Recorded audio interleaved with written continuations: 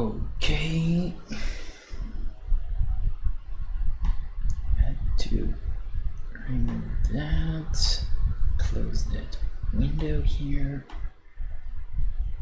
Closing Twitter.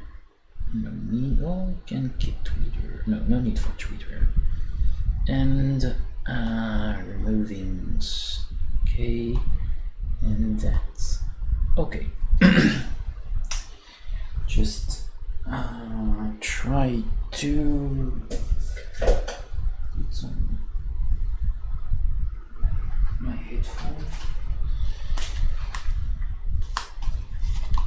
headphone here, left, right. Okay.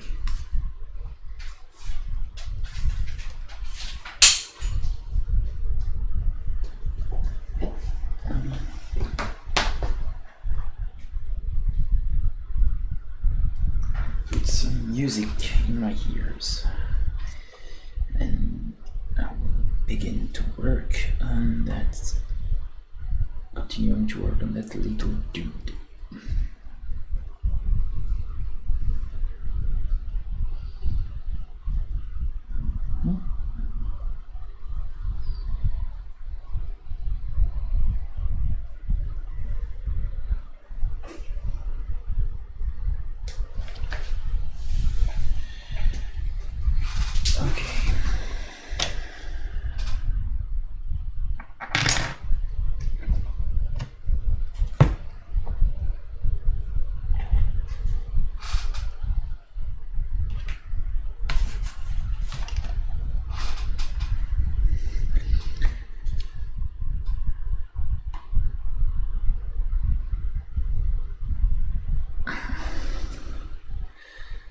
Here.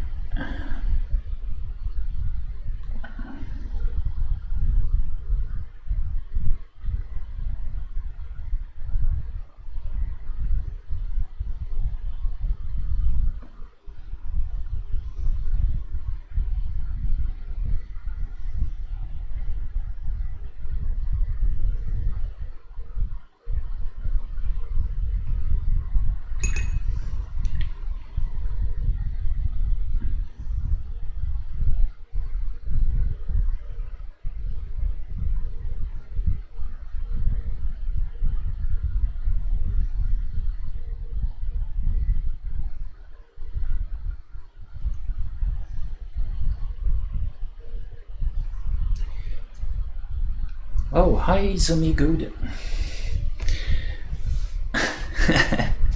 Hi. It's more the evening here, but yeah. Thanks, and hello to you.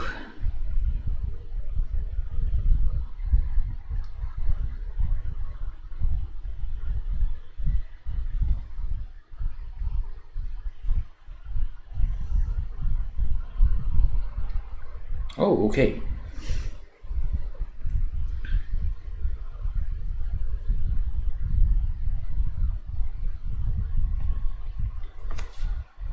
Very early or very late. Just a matter of point of view. Oh, merci, Sébastien. Thanks, Sébastien. Yes, I will try to improve that.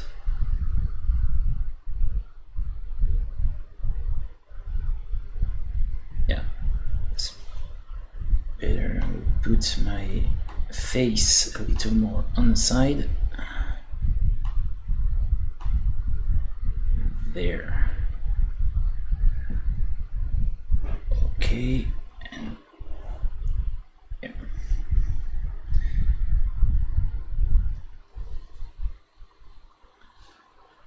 That will be better. Thanks, merci.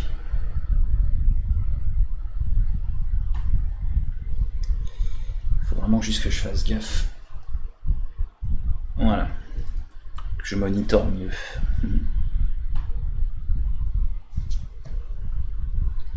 Merci, thank you.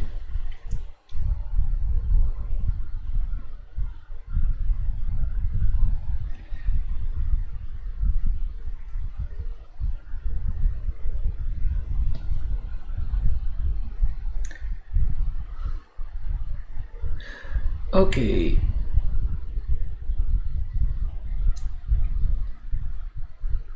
Now I have to work my midtones. It's big work. It's the more time-consuming thing.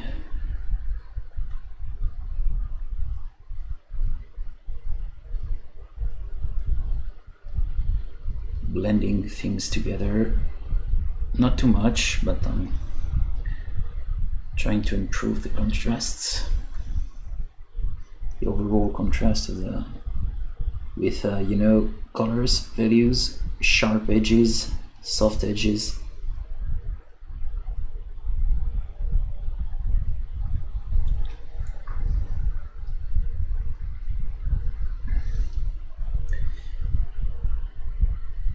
That's why I love to use wet palette.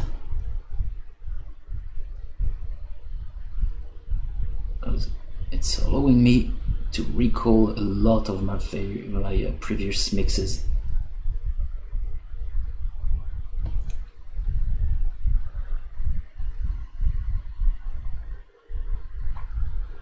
Try also to highlight, counter highlight here.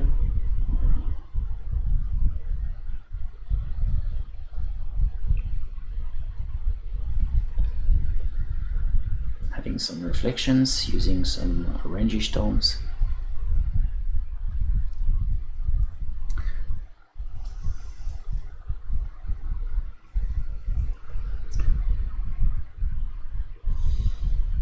I try to use the box as a reference.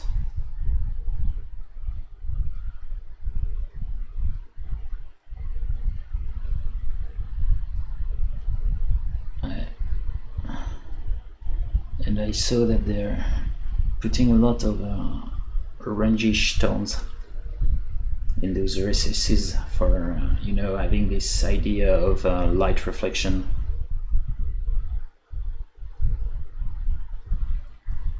So yeah, I'm working with that now.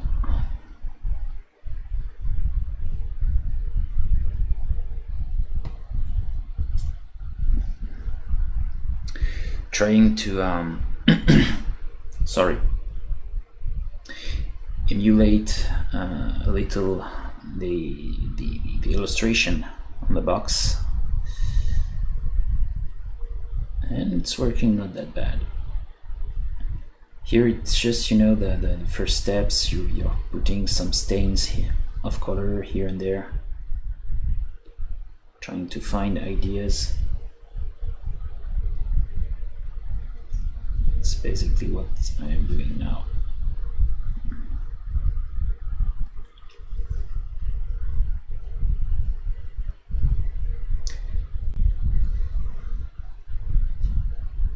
I'm seeking ideas.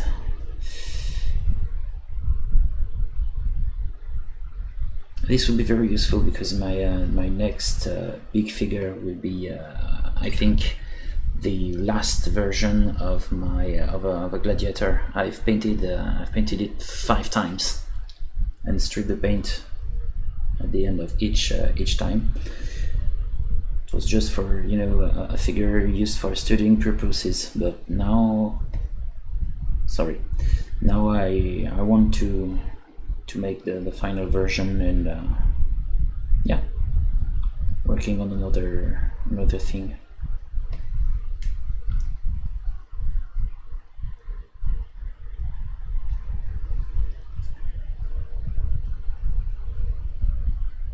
It's always interesting to have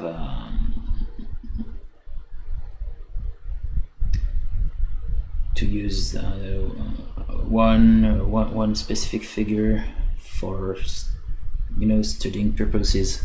You will paint it over and over and over again, and strip it and paint it. It's a great exercise. That's why it's so useful to know how to strip paint from figure.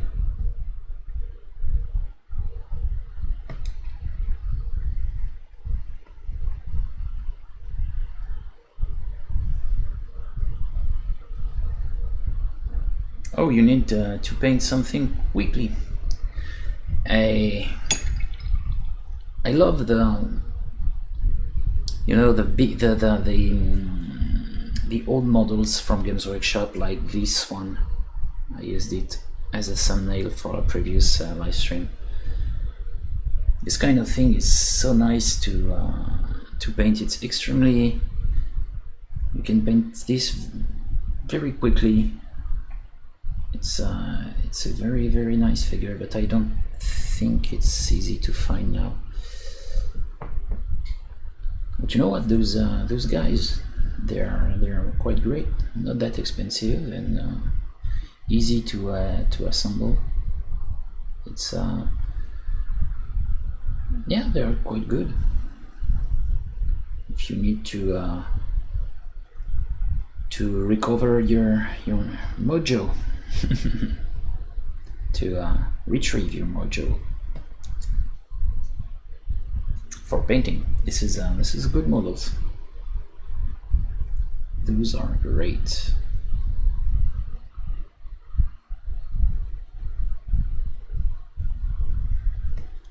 I enjoy them because you have those big surfaces, very nice for expressing yourself with a lot of you know, a lot of reflections and variations and gradations. This is great way to express yourself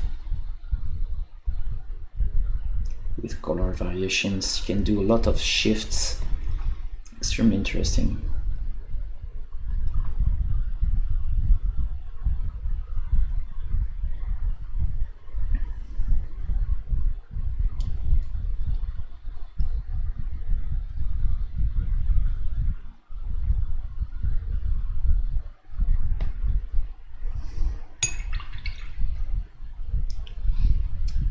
For me, I'm always trying to have a lot of you know, of figures assembled, prepared, and ready to be painted. I'm working on several projects. You know, when I have the courage to prepare, to do some preparation, I'm doing some big sessions on a lot of figures, and after that I just put the undercoat, you know, and when I want to paint something, I just grab a figure and paint it.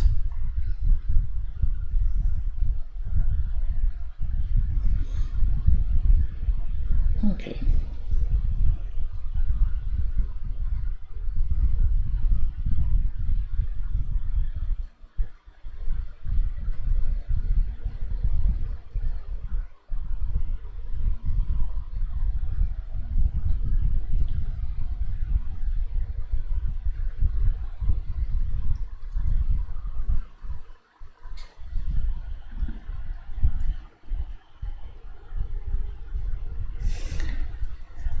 Okay. Oh, you have those older models, oldies but goodies.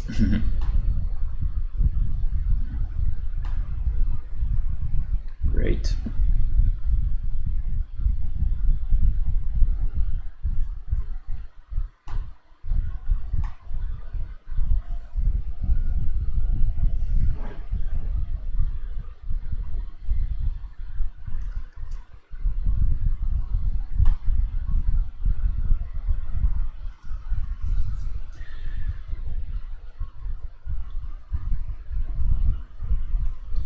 I had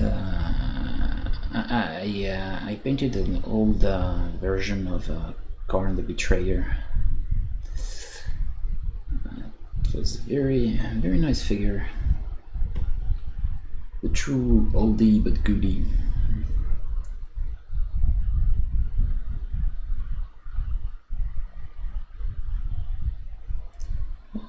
Okay, there.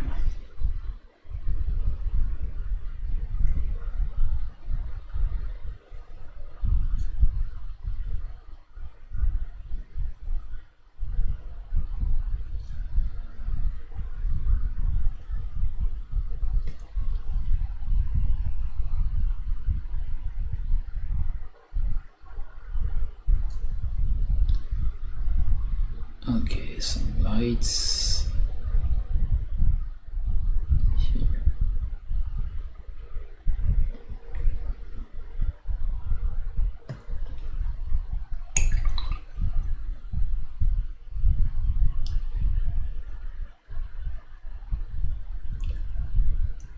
To add some yellow.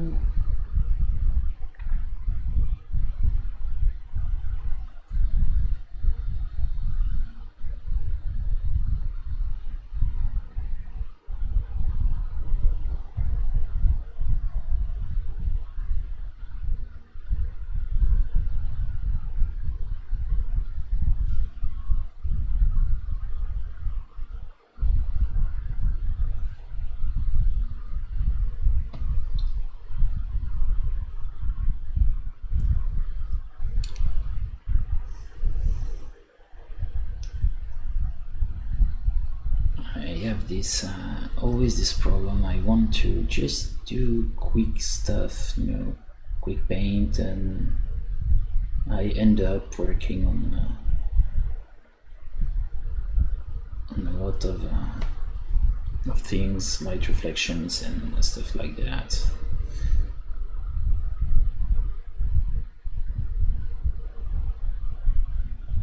Okay.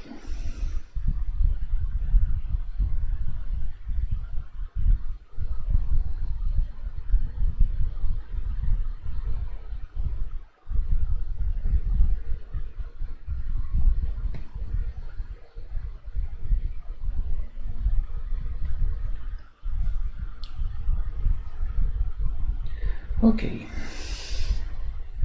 it's beginning to work a little. I have this shining aspect, big shiny aspect. This is not that bad. Add some yellow here, having some highlights. It's a little too much, but it's not a problem. I will rework that after.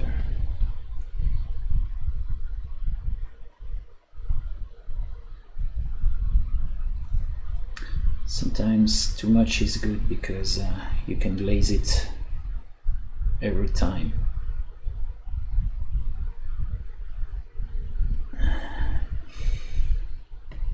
It's better.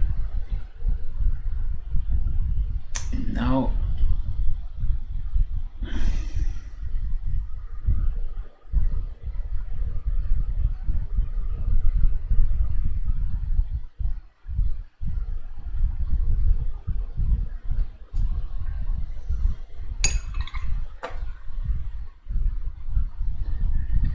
I will try to blend this great and that.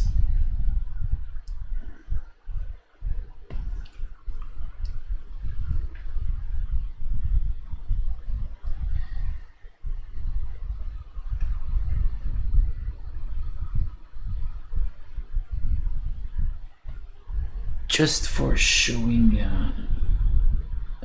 the idea of light and the ground reflection into the surface.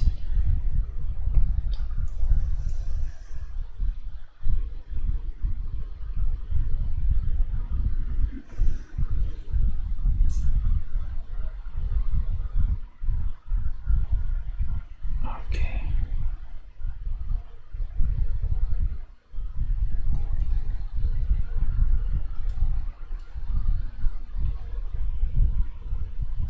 Okay.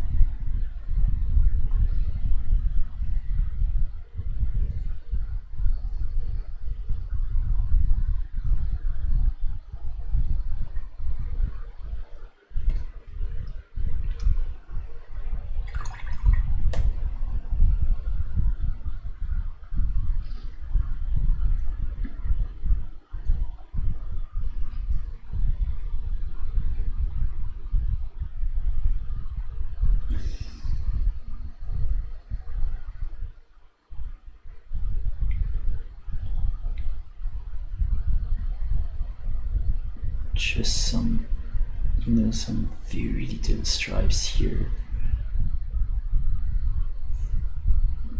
With this dabbing motion, I'm trying to have just a little texture, but not too much.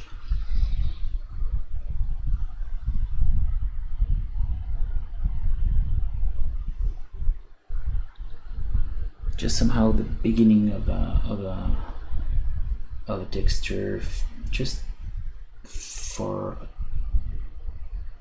having a slight feathering,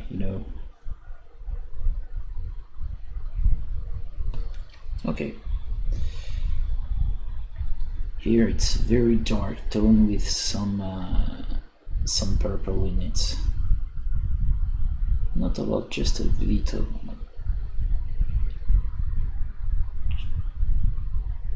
Just used for glazing those very dark parts here and there.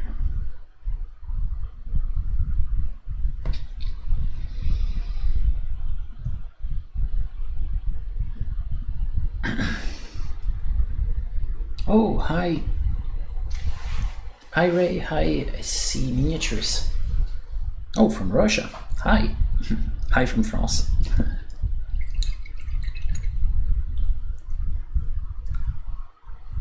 And hi, Ray. What kind of music? I'm listening to some retro wave, cyberpunk stuff. I find it quite uplifting and very kinda relaxing. I would like to put some music during my live stream, but for copyright reasons I can't make that happen. Oh, Ray, you're letting music making prioritize. Sorry, you're drawing. Okay, more music, less drawing. For today at least. Great.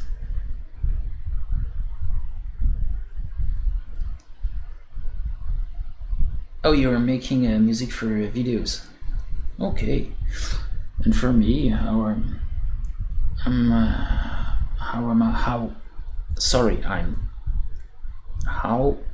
I? And I am doing well. Sorry for that. Everything's good. Working. Just a little tired by the session from yesterday, but now I'm able to work.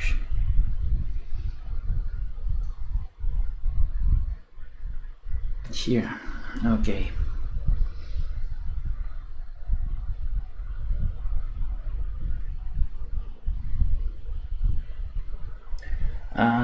Yeah, for me it's quite, seeing miniatures, it's quite difficult because I'm not that great of an English speaker, but I try to not overthink, I know that I'm making a lot of mistakes, but never mind, just try to to keep the flow, and if I have any trouble for explaining something or translating anything, I just do a quick search with Google, find a rough translation of my idea, but it's not that easy, but I think it's a good practice if you're always trying to improve yourself, to improve the way you're talking. And for me, I'm trying to consume a lot of of content in English about stuff I'm interested in. So it's a little difficult, but it's a great experience. And yeah, you will have to forgive yourself about your mistakes. But it's a good way to try to improve and to learn. Oh yeah, right. It's always good. Yeah, always good to listen to some music, and it's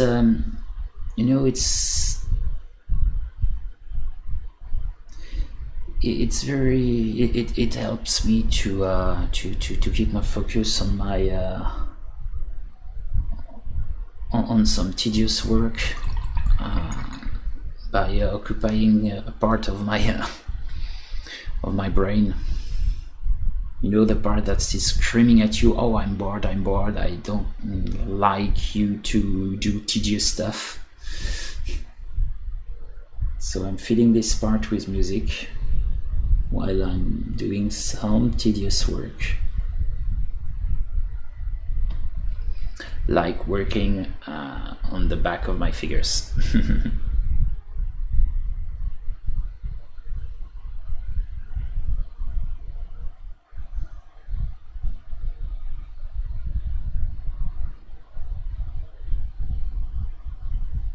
Okay.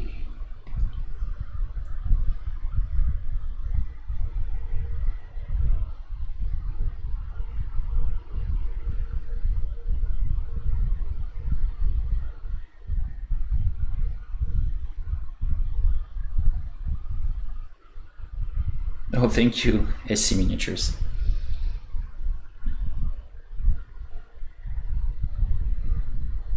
But that's true. It's sometimes it's difficult to do live stream even in our native language. Yeah. Yes, and I made some on Facebook, more specifically, and yeah, this can even be quite difficult sometimes. Yes. Trying to remain focused on your mini painting while speaking. While sometimes it's a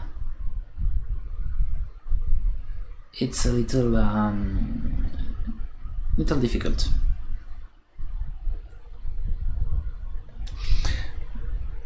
But if you ever consider to do some live stream, it's a great experience.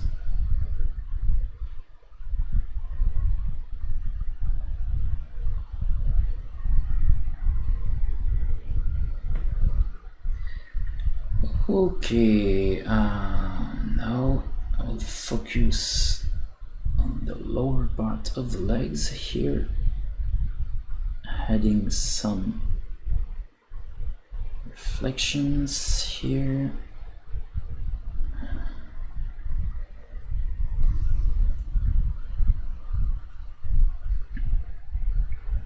I'm using a Logitech 9. Can't remember the name. I'll tell you that right away.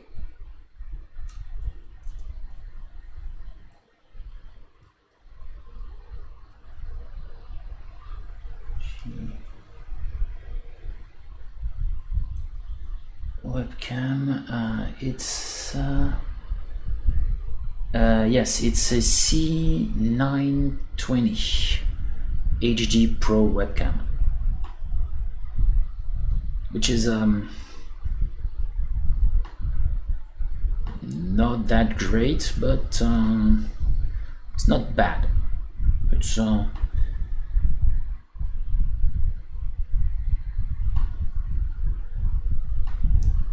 It's average, but I think I will buy something for using my camcorder I have a good camcorder, and I think I will buy something for using it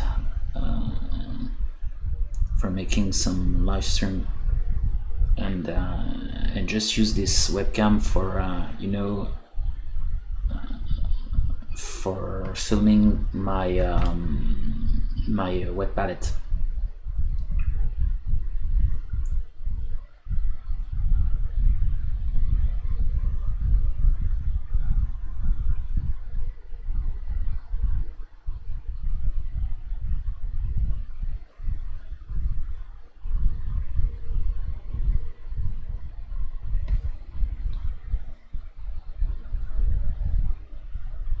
Oh, you're using that also, Ray? Yeah, it's good. It's not bad. The main problem I have with it's the fact that it's overcompensating lights and shadows. If I try to if I have too much light, this will overcompensate the problem.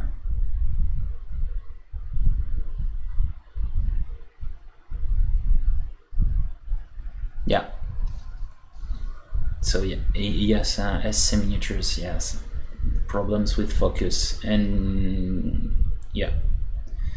Credits to Ray. I'm trying to use the manual focusing, but sometimes it's very difficult to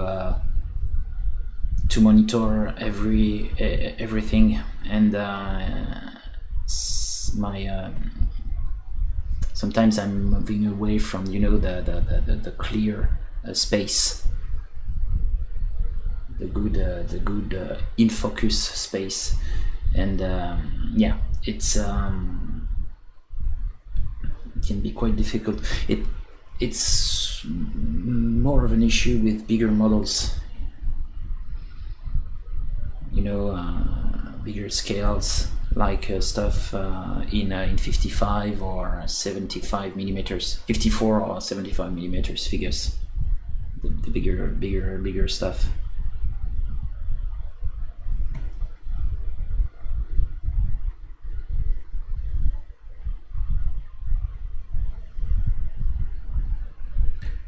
And yeah, the main issue with autofocus, it's always focusing on the background. Don't know why. Every time I try to use the autofocus feature, it's always focusing onto the background.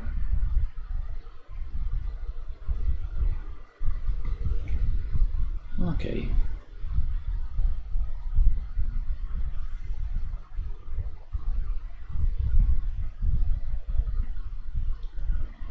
And that's a pain in the you know what.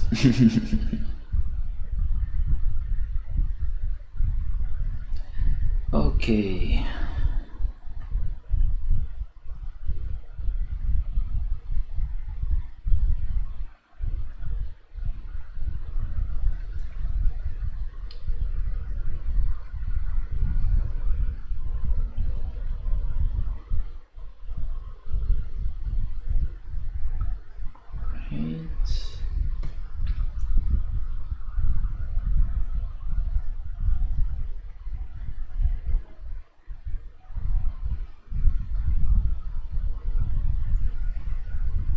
Yeah, definitely, yes. For me, I try to never work with natural light. I'm always working with artificial lights, specifically for avoiding those problems of light variations.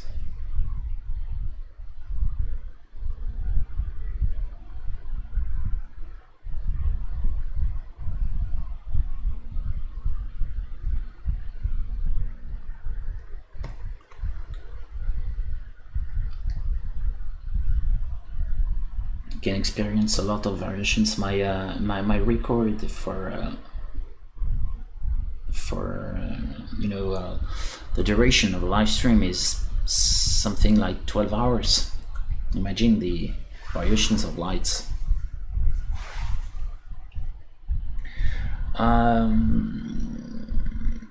For me, I see miniatures. I have a putty and paint at my own name, Adrien Leloup, but I didn't upload anything. I just upload, you just will see my very old projects from 2014, things like that.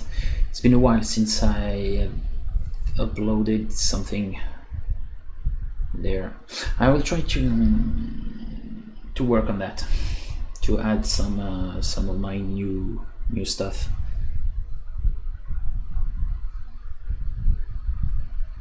But yes, I have an account.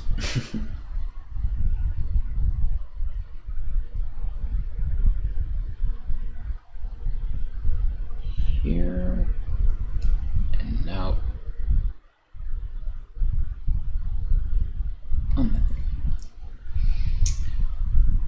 Yeah, those big thighs, they're not too bad. Oh, Ray, I think you don't have a putty and paint. Putty and paint, it's a platform for sharing pictures of painted miniatures, and also some sculptures too. It's more focused on mini painting, and most likely very high skilled mini painters, because you have a reward system, medal system with votes. I know that the level is very high now on putty and paint.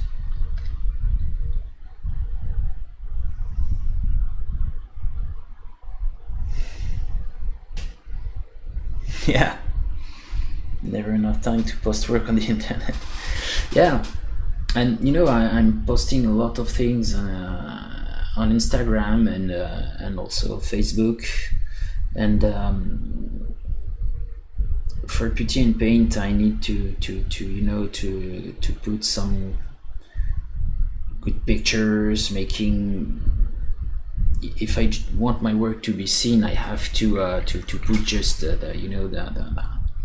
cream of the crop, having quite good pictures. For now, I'm just shooting stuff right into my desk with my tablet, and that's it. And just a few steps of editing things, the overall contrast and color balance and sharpness of the image, and that's it. If I want to be seen in putty and paint, I definitely have to do the right way, with a good shot in my light cabin, and after that good editing with camera raw, and it's quite time consuming.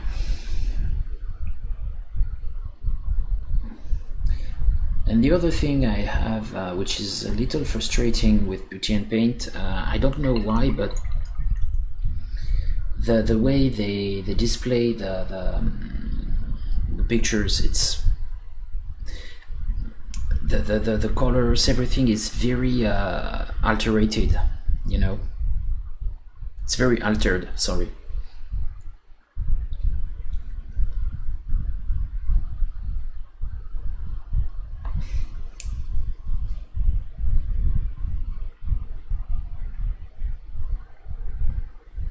But yeah, definitely should try to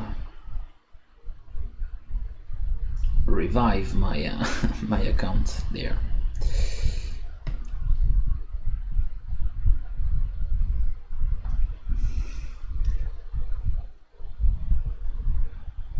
On Facebook, there are some great groups for showcasing stuff like heavier metal.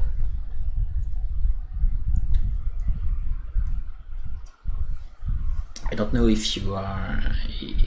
I think you know heavier metal.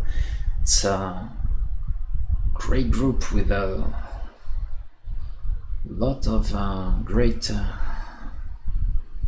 work display there.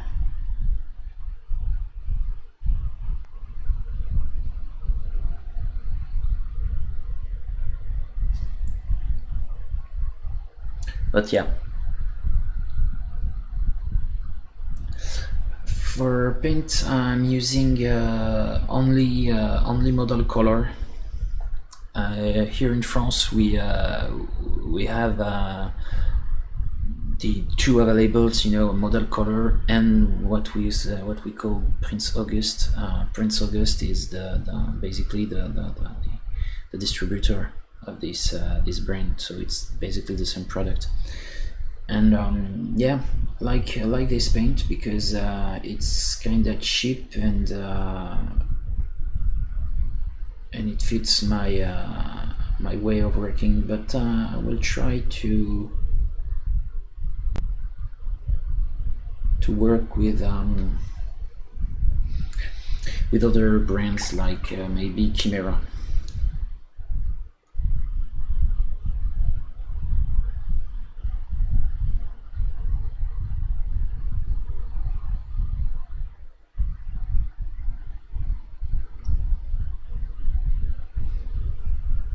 Oh right, yeah, you post on YouTube. Oh, that's faster than putting on a lot of of various platforms. I'm trying to focus on YouTube for pictures, YouTube and Instagram. But for live streams, the more the more I work, the more I think it's YouTube is definitely the way to go.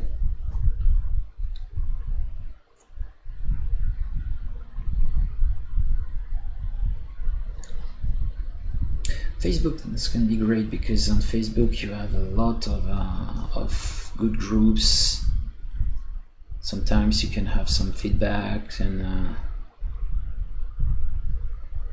can be good. Okay.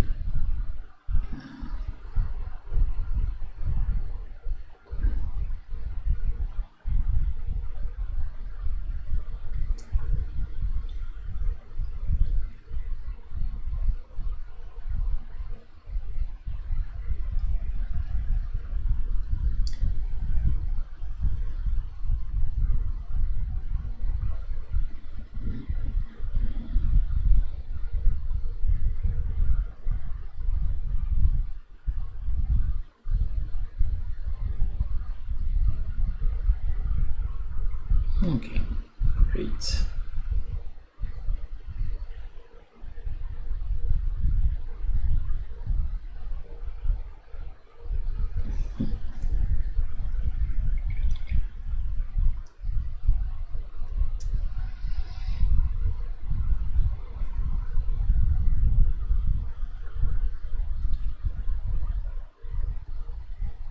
And now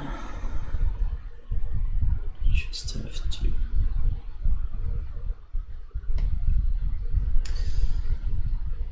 it's a little frustrating because my paint tends to not drying that much because I'm working on a wet palette, but it's clogging a little.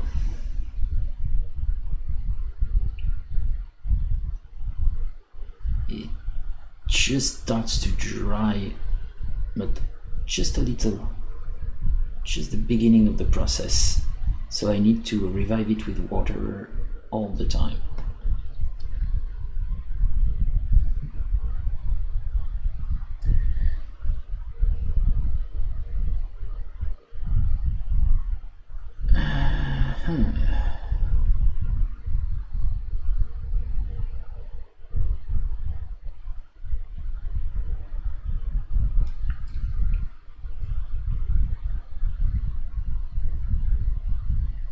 Okay.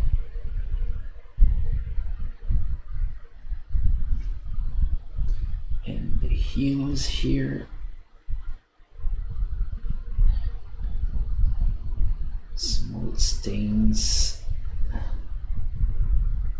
Just some stains.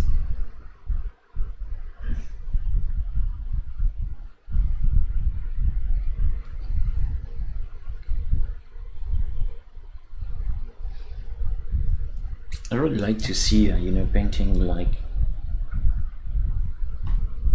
just putting some stains, and the more you put stains, the more you refine your work.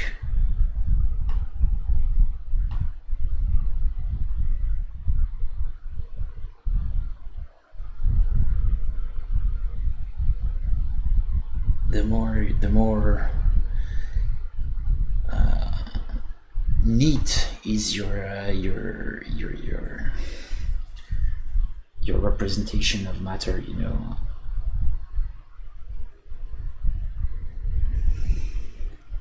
Just putting stains, just stains of color.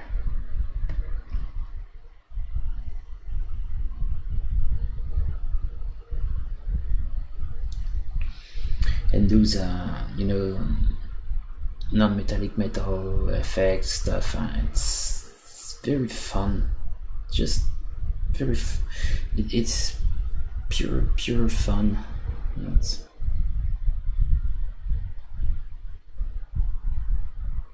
just playing with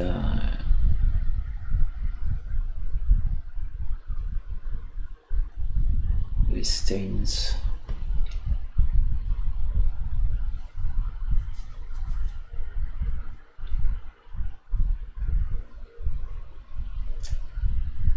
Okay, here I need to refine by just adding some new information with midtones.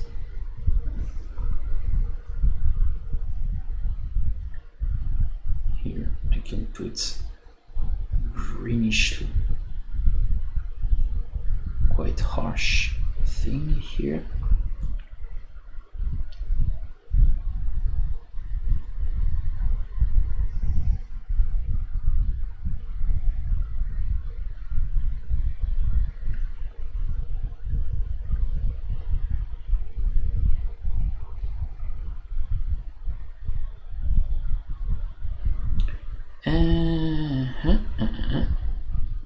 More.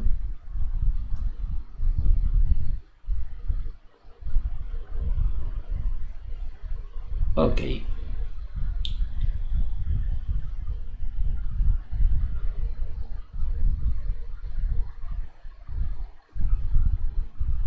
Some lights.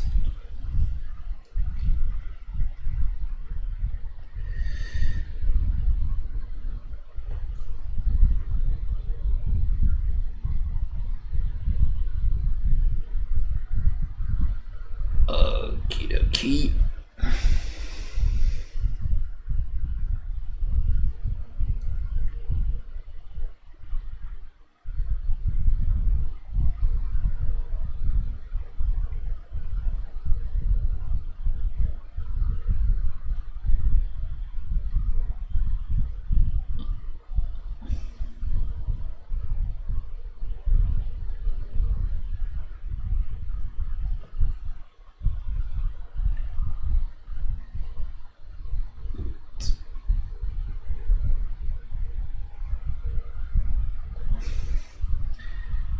Here, just to avoid to put too much accumulated contrast, I will try to use more cold yellow. It's a strange name for the color, but I think it's the English name. Here in France we call it cream yellow, but I think the English name is gold yellow.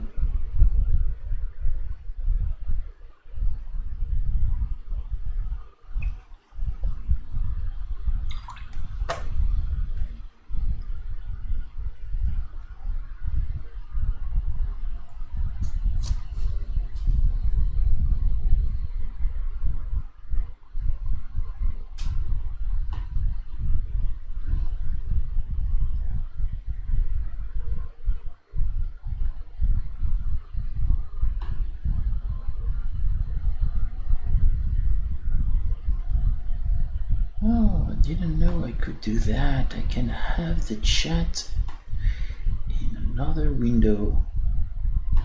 Oh yeah, this would be easier for me to work with. Great. Okay.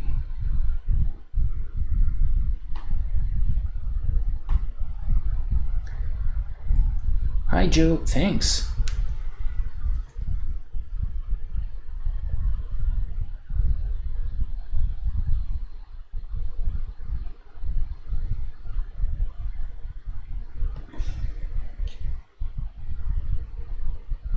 Thank you.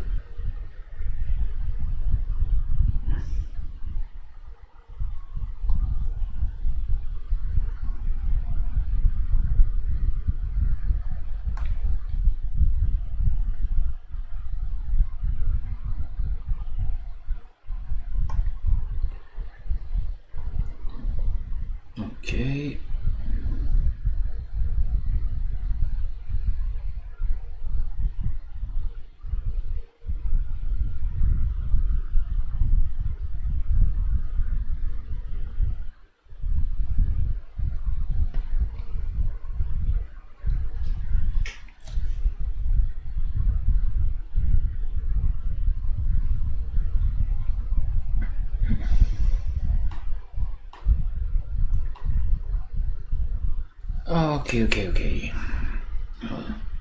Now, more greenish hue here on the side of the foot. Trying to mix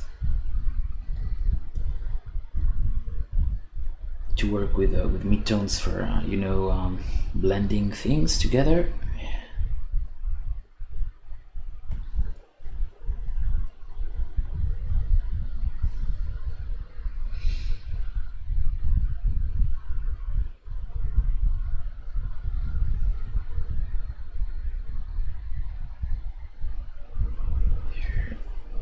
Not bad here.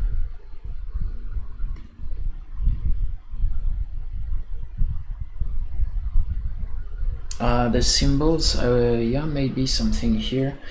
Here the symbol is etched, but yes, I just have to put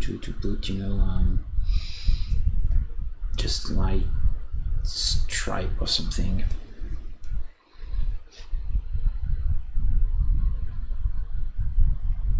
Oh, thank you, Kenneth. Thank you.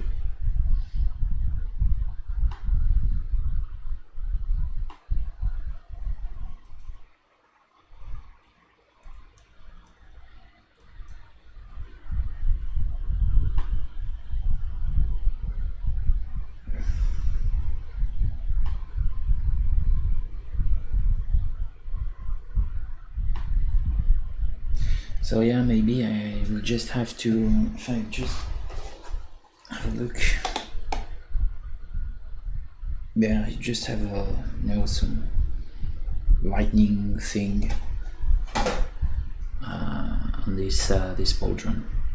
So yeah, I will do that, or maybe something a little more complicated. I don't know. Here I just refine a little, but I will try to blend this a little more because I like to do some to draw some images onto those reflective parts, but here on small scales it's not that good. I think this will be better if it's a little a little more blurry, less crisp.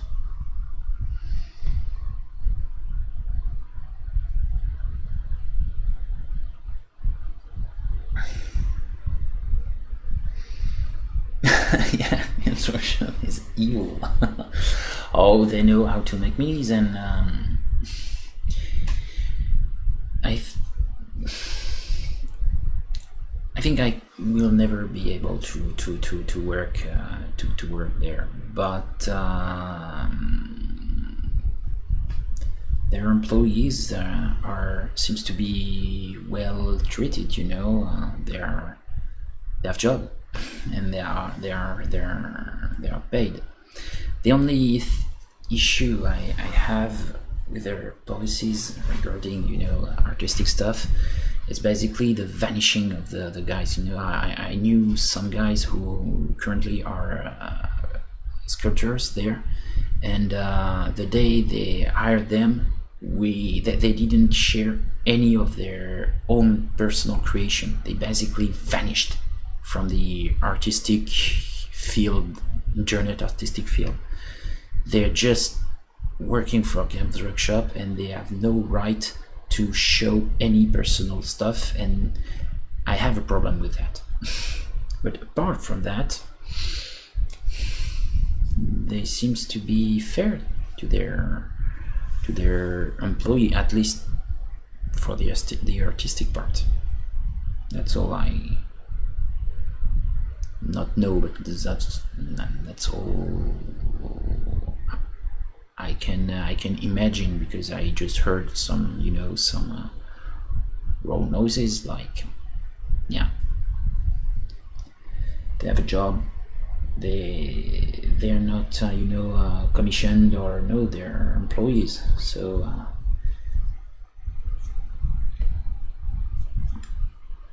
you have some kind of tranquility. But yeah, they're extremely hardcore with NDAs, yeah, to the point that I'm not even sure that it's truly okay. You know, it's truly legal to be that harsh with the NDA. No. But nobody is forcing nobody to work there. But when it comes to, it's not the same market, but when it comes to artistic stuff, I think that you know, companies like Sideshow Collectibles, people seems to not be, you know,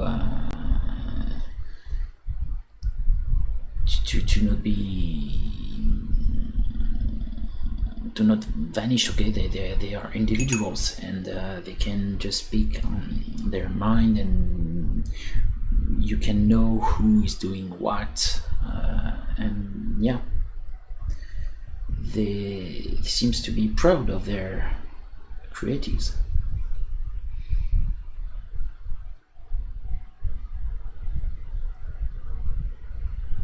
But by a lot of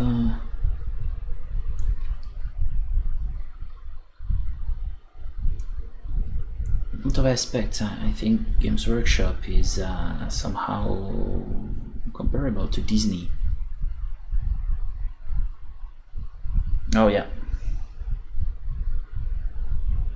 Oh, they downscale their creative department. Oh, we didn't know that.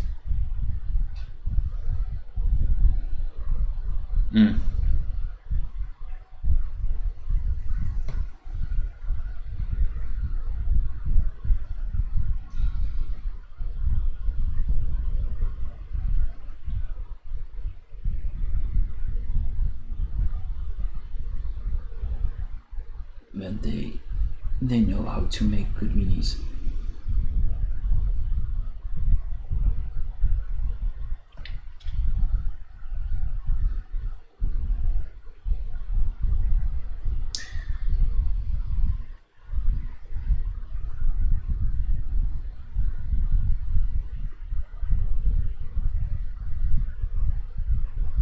Yeah.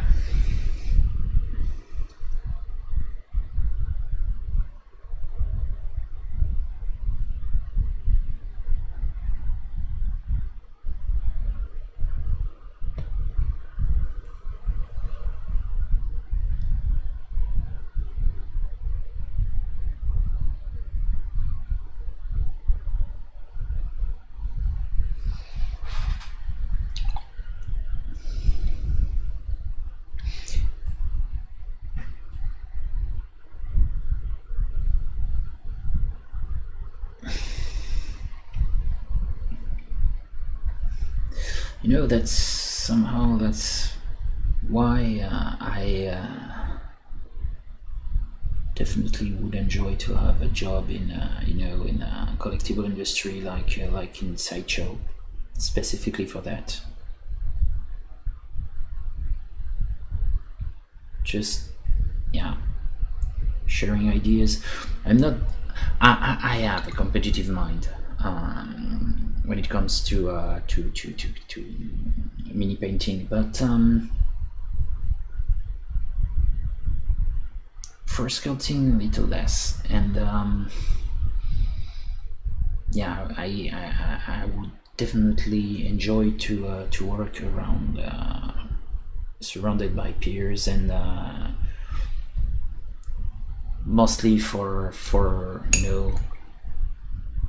having some advices, and heard from very talented and very experienced people.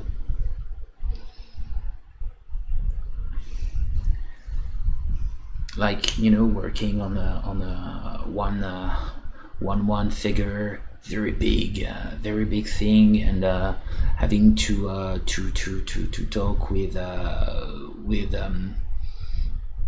costume makers, some sewers, because I know that Sideshow will sometimes make very big stuff, which require to have costumes, basically, and this can be very interesting.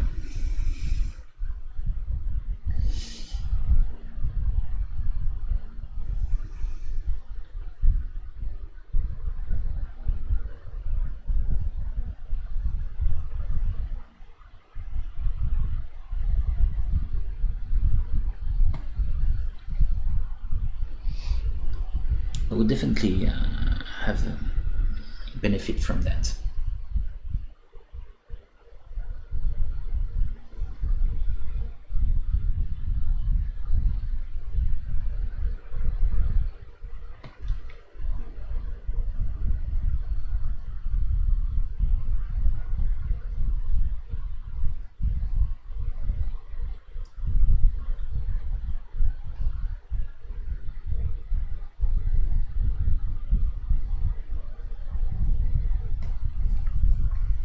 Okay.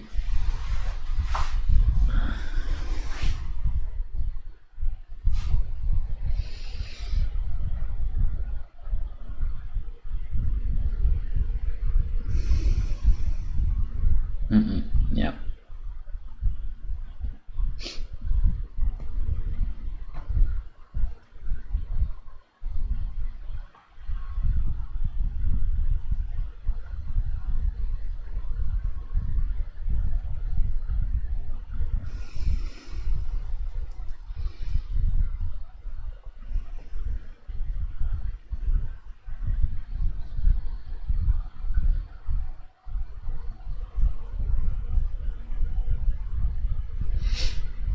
Definitely.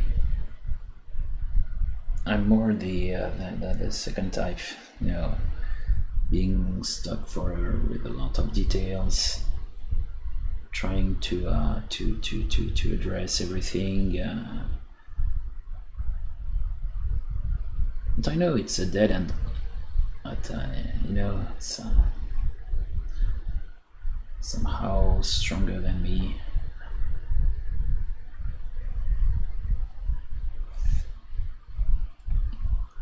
And I will try to improve on that specific thing, because it's not possible. I need to finish more stuff.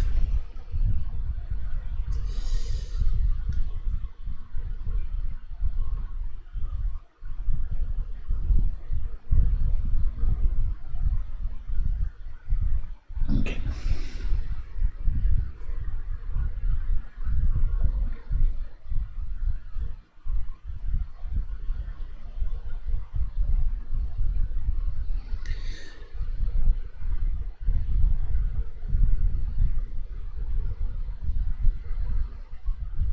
But there are so many things I need to improve. I definitely would have applied for work in Sideshow, but now I know that I need to try to do my thing before anything else, because they have plenty of people available on US soil, so I don't think they will even bother fill all the paperwork for having a French guy working in. I'm not even interesting for representation, I'm just a white dude, just like every other white dude, so I can't even play the woke card,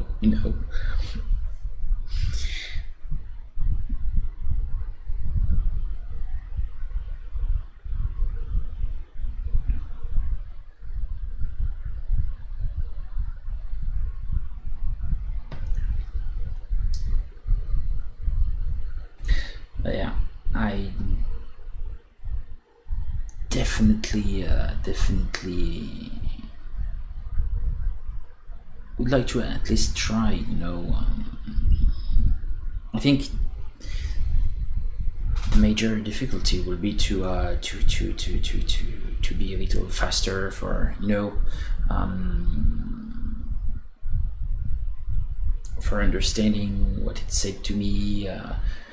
But I would have benefit from it a lot, because obviously living in United States, my English would skyrocket, and from an artistic perspective, this would have been great. They're doing a lot of things there.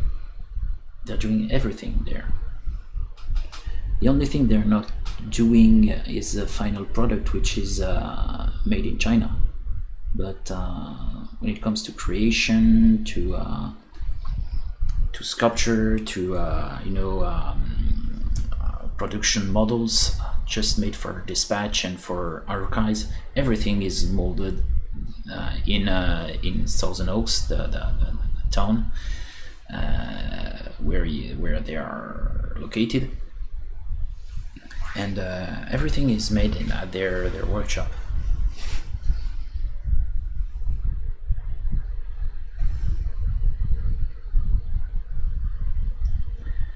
And definitely it would have been great.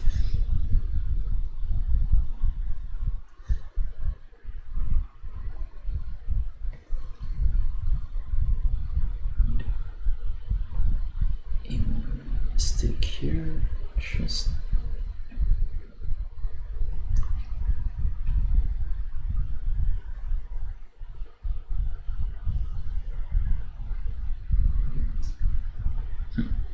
to take care to not be out of frame.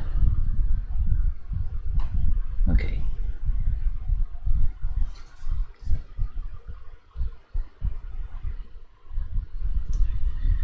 Another thing here.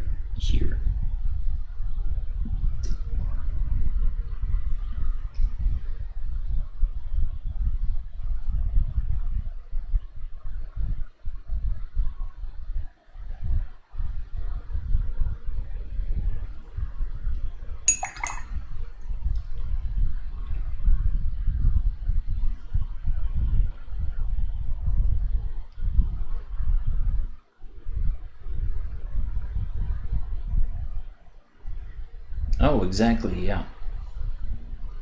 And the main problem is you're seeing a lot of finished work. It's giving you a bias towards yourself. I just feel like shit when I see too much finished good work, to the point that I'm questioning my own abilities. But I know that I can do things. I'm not the best by any means, but I can do things. I can improve. I know where are my flaws and how I have to improve and what I have to improve.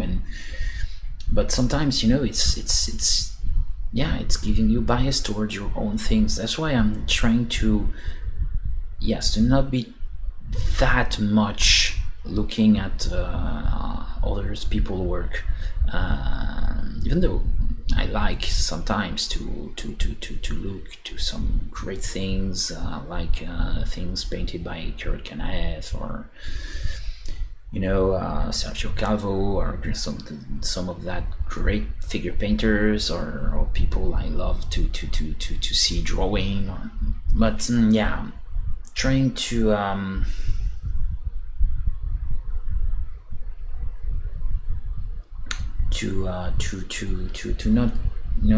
not not lurk too much.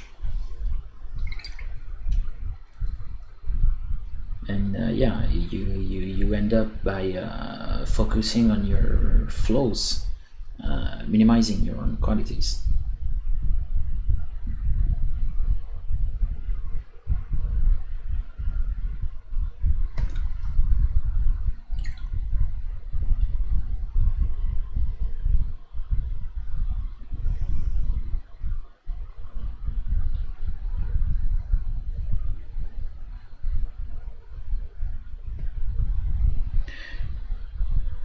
Okay, just some glaze here, there.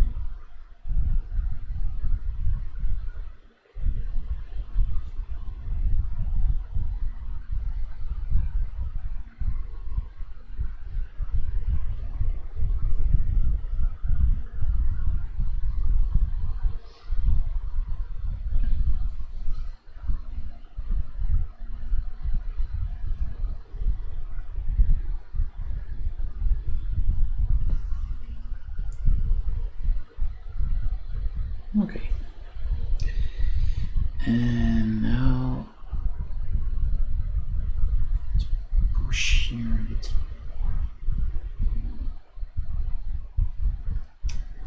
Yeah, I will have to make another wet palette because my paint is almost not workable now. Crap.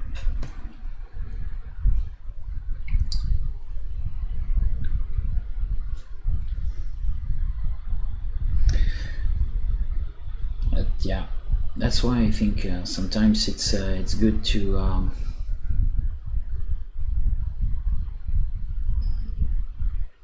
not be too much on social networks, social medias,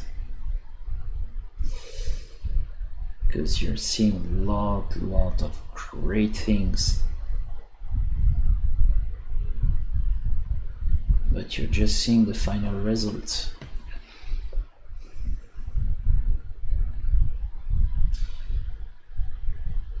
But yeah, I know this can end my groove.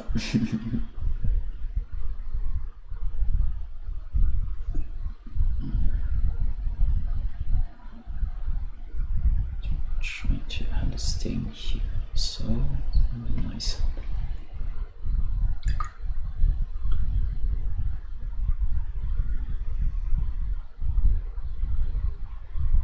Yeah.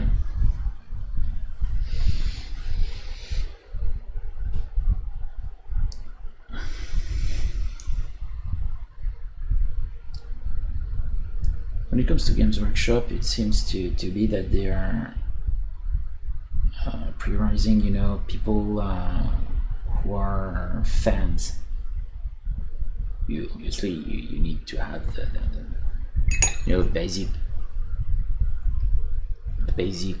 basics when it comes to figure sculpting, but I think they prefer to hire someone who truly enjoy the company and be a fan, because they will give this person every support and every teaching required for working in their company.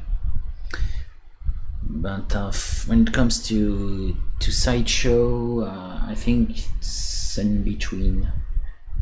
you need to, I mean, when you see the work of Mark Newman, you know, the guy who, I don't know if he's currently working for them or not, but I used to work for Sideshow Collectibles, and it was great.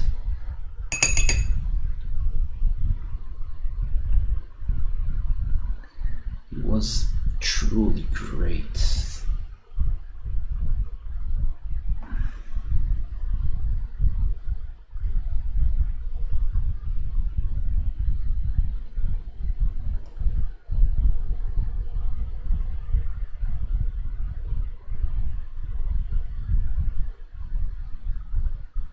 Okay.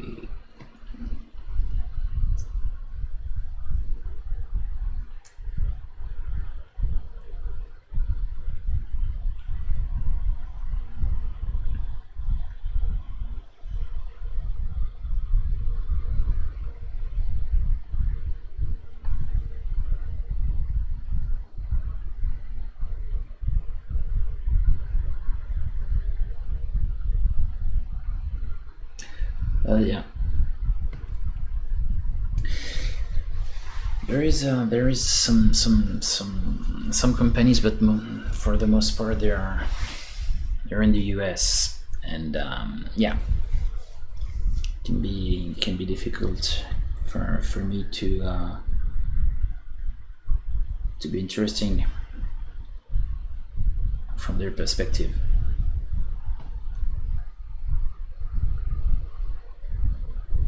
But yeah, this is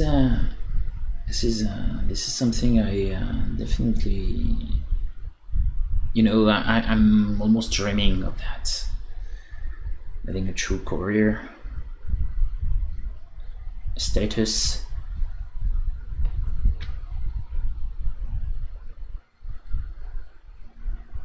being useful.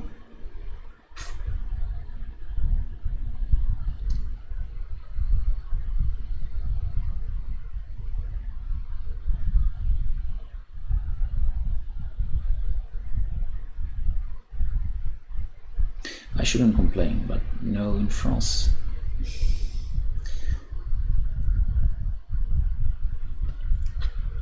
you just have this idea of, you know,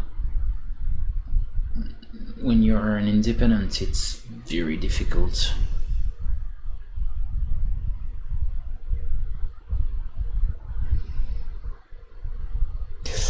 Yeah, back then, yes.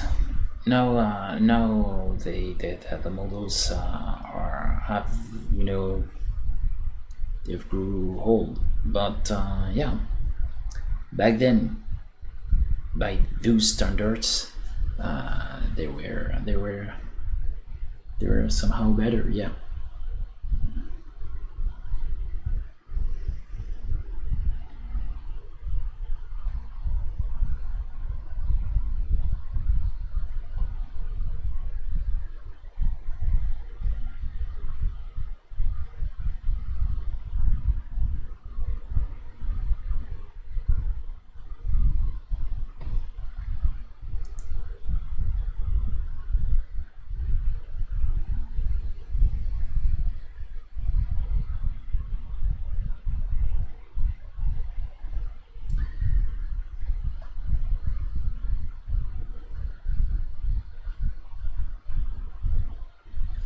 But now there are a lot of great minis,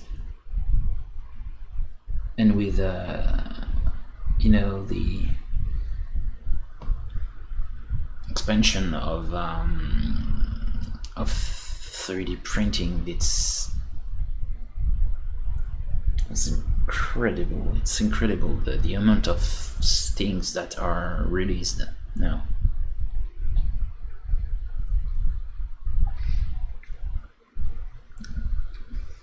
Oh yeah, definitely they have their own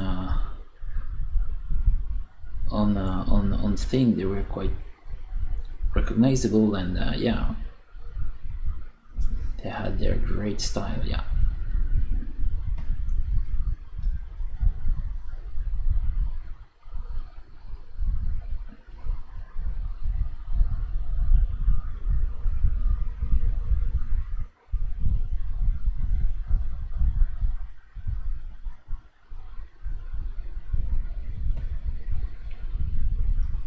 Okay.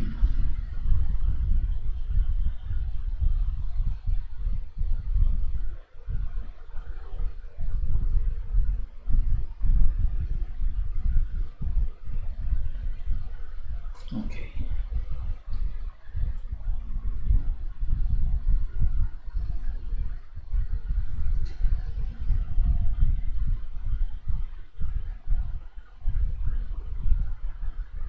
Oh yeah. I I don't see that. Yeah, I know. I think I know why you're saying that, and I agree that it's a new tool. It's here, available, and sometimes it's put in great use. But yeah, I definitely like the old way of making minis. With every little struggle you have to overcome for building something with your bare hands and some tools. And yeah, I love direct sculpting. I prefer sculpting traditionally than to use any type of software thing. But it's here, and it's a tool I can't, and I mean anyone can't compete with, because it's faster. For the companies, it's cheaper. It's more, more fluid. You can work on something, just have the data flux and rework everything you want with another guy if you have any problem whatsoever.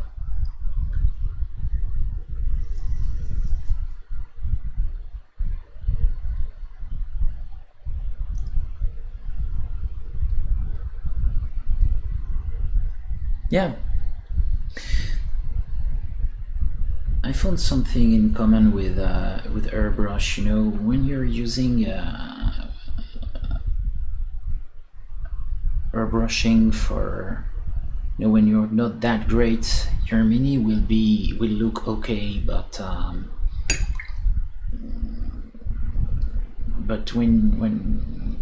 when looked in details and for a more expert eye, will see the trick and will just say, okay, yeah, it's just bad airbrushing. That's it. It's simpler to see flaws with a brush, with a traditional brush, because if you can't handle a brush, you will do messy things, and that's it. But it's easier to achieve a nice blended gradation with an airbrush. But putting the airbrush at great use and being a true master of it requires a lot of work, a lot of dedication, and yeah, it's if you see a great figure very well painted with an airbrush, you will not feel that it's cheating. You will just think, okay, it's genuine paint, it's great. But yeah, it's a tool that enables to, just like you said, just cut corners and give the illusion of greatness.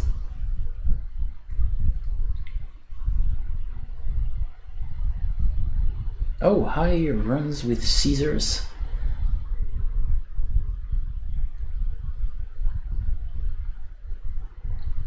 Oh yeah, definitely. I love the Tom Savini things. There is something so, yeah, there is a materiality, something very, very interesting. And when it comes to Tom Savini, there is also this grand guignol aspect. It comes to those gory effects. It's with carrying a some kind of way.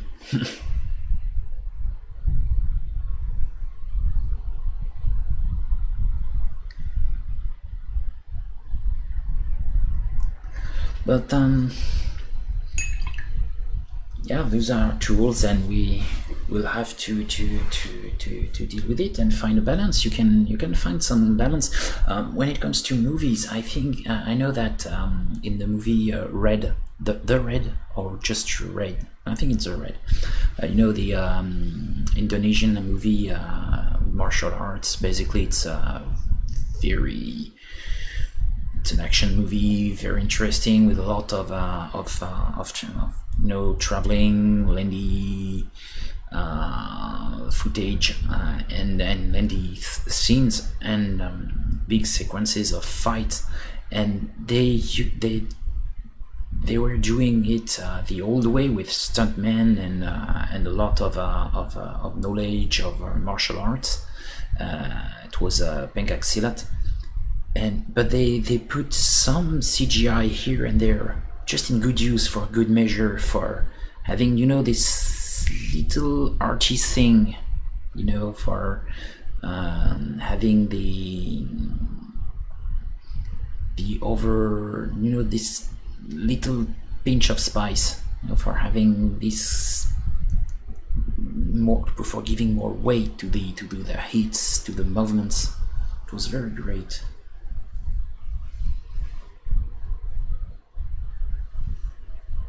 But yeah, if we're unable to sculpt detail traditionally, yeah, well, you're also unable to paint it.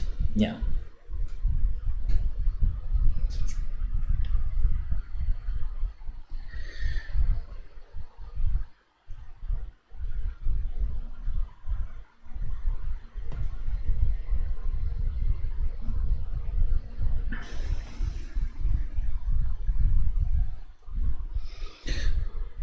I think it's the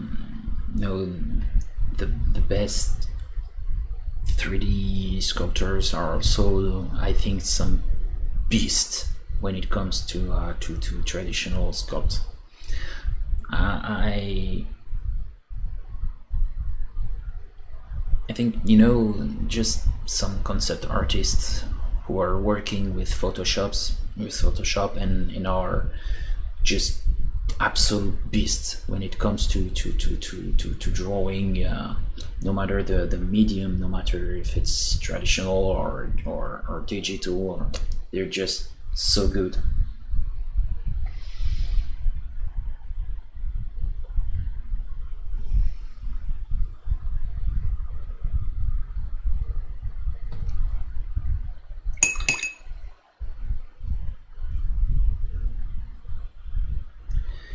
More.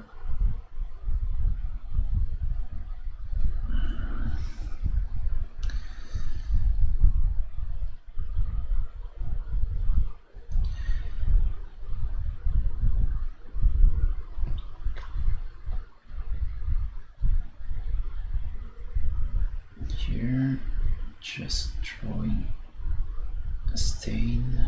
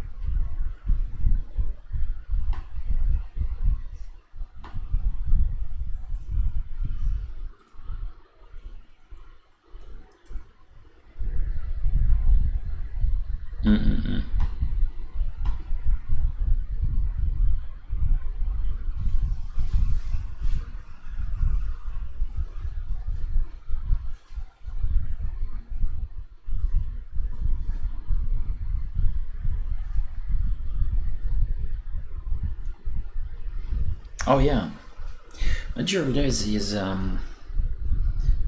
I think it's a very good professional way is making his stuff. I've seen one or two of his figures just painted like that for you know, between two bigger stuff, and it was quite good. But I know that yeah, you can use Photoshop for having for maximizing the wow effect. Oh, thank you, Runway Scissors.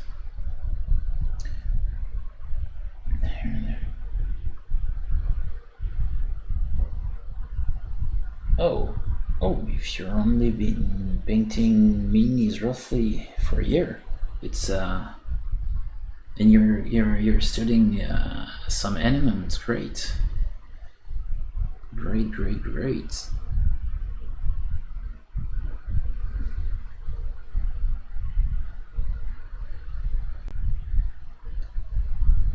Sometimes it can be a little difficult to find some ideas for, you know, those abstract shapes, for giving this reflective aspect of the material. But truly, it's worth it, you know, the effort. Definitely.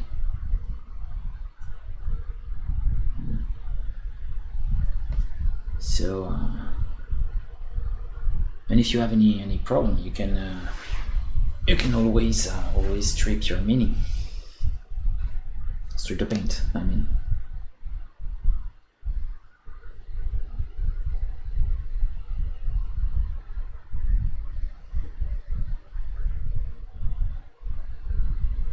Okay. It's great.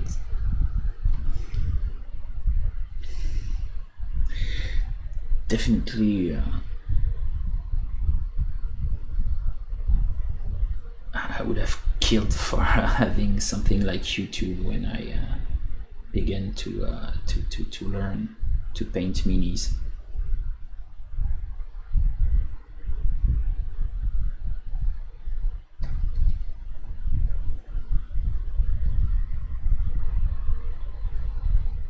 There are a lot of great contents now.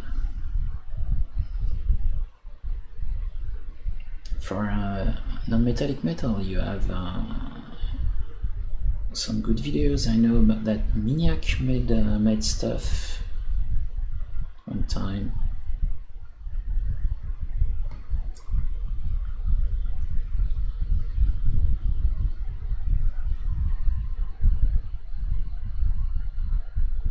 Yeah,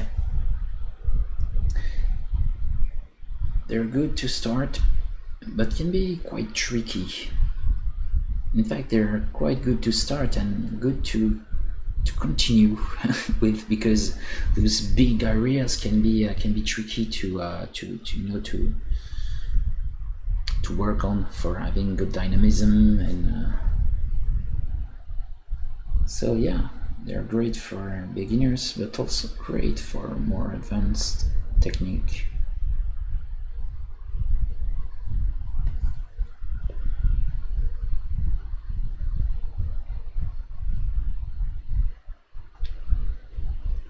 They're nice.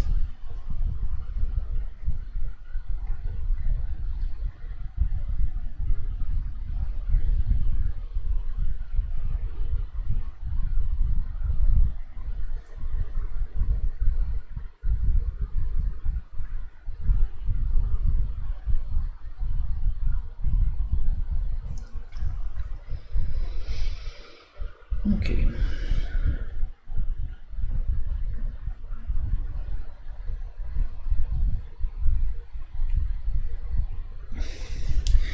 And you know, those easy to build things, they are very nice because you can work. I mean, they're very easy to assemble, and because yeah, it's in the title. It's easy to build, but they are truly easy. And yeah. they're not it doesn't show too much, you know, because every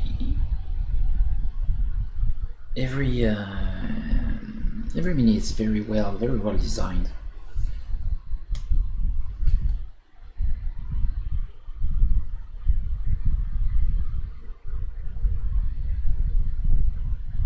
Yeah, it's always good to learn basic stuff. And I know, like, I don't know if we still have some of those not so good ideas about NMM. I know that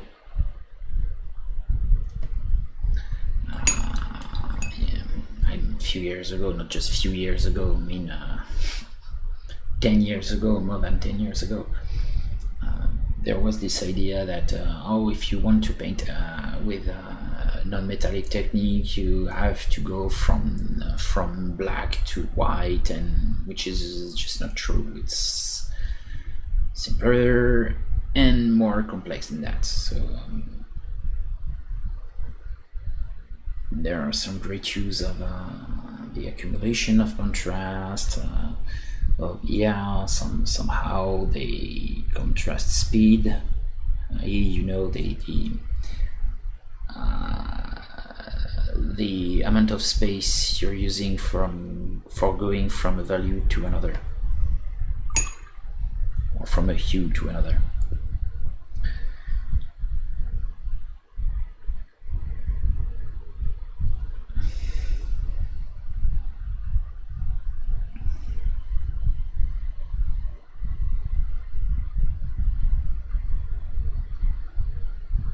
But that's true that the way I'm working here is quite slow-paced, to say the least.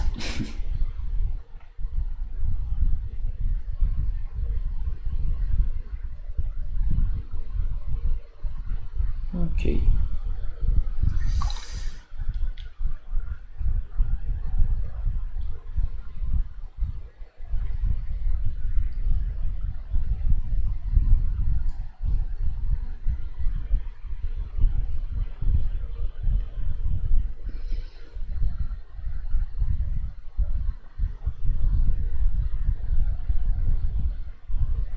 Green. Okay.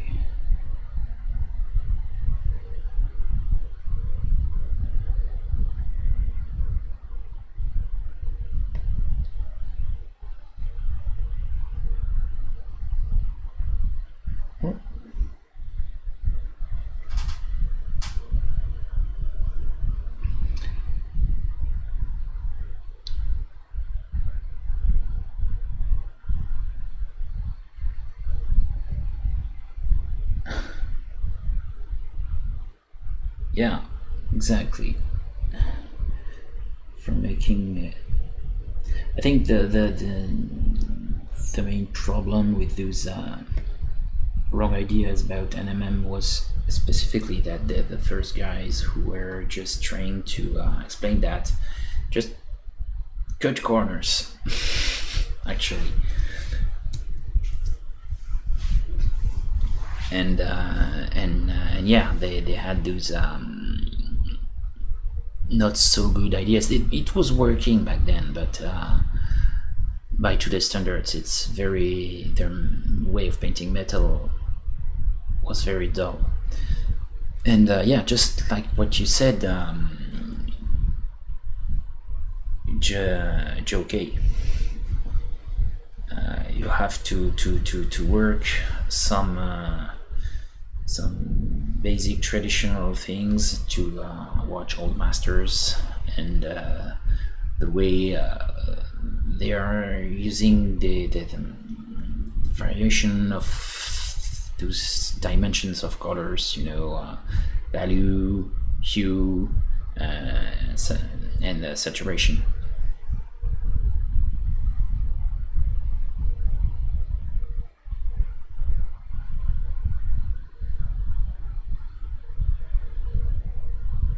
Yeah, a lot of fantasy illustration, yeah.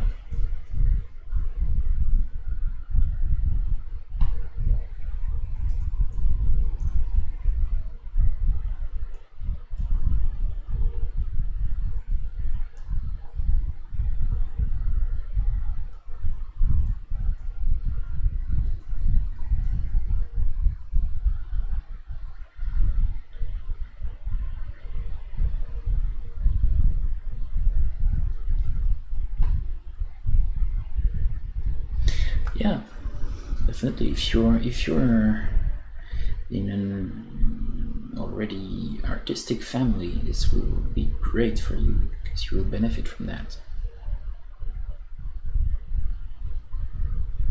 Definitely.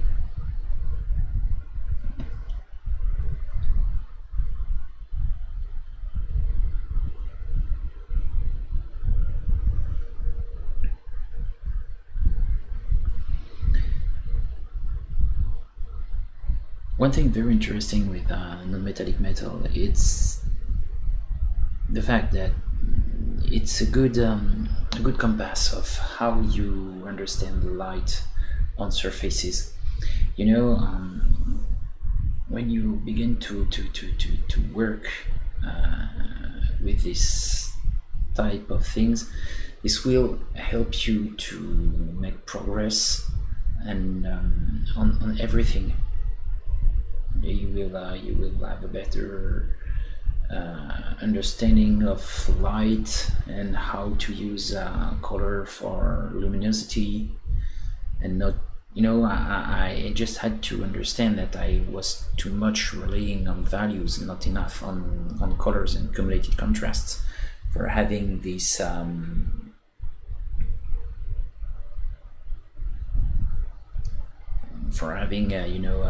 a good efficiency in my lights. And I understood that by working in with the non-metallic techniques, which is yeah, just the exact same way the illustrators are working.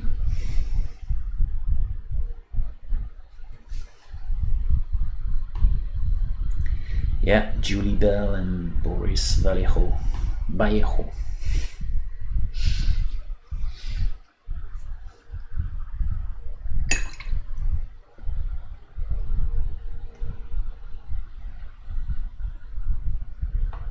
Okay, we'll have to make more mix here.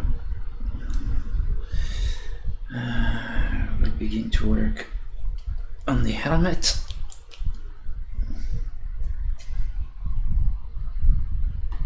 And just have a look on the model in Games Workshop website. Oh, it's Steel Arts Champions, yeah.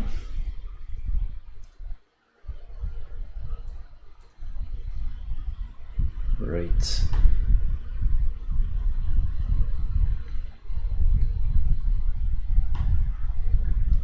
Okay. Oh, yeah. Okay, gold. Okay.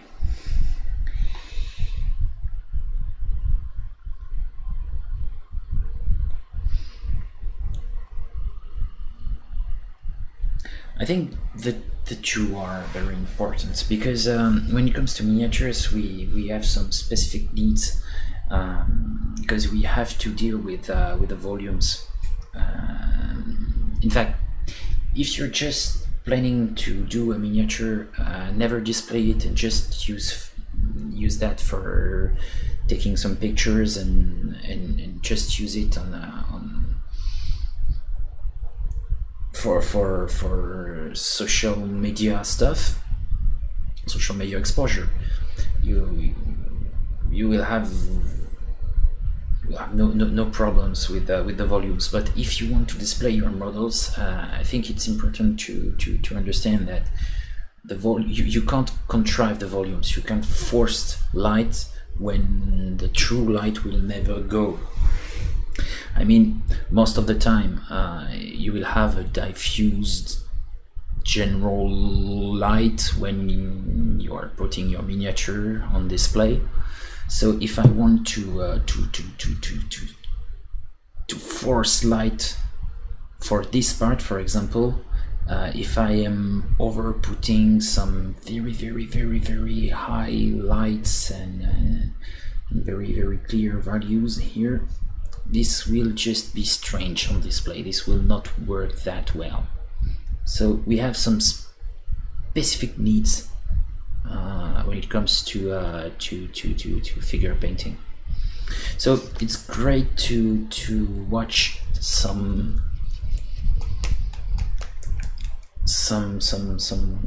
contents made specifically for figures, and also try to understand a more traditional way to paint by watching some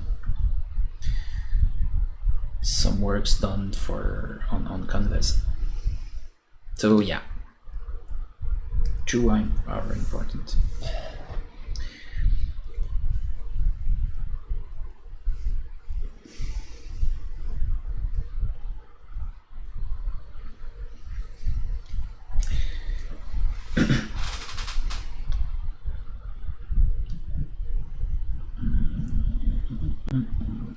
Need some green here. Yeah, intermediate green. Sorry, there will be noise.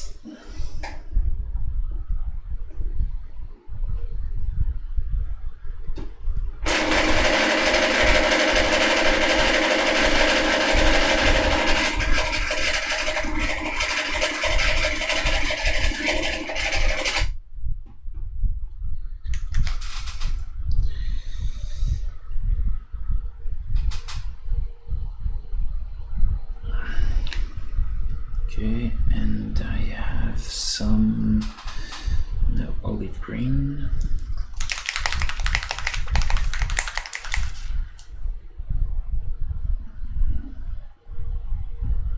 Yeah, better.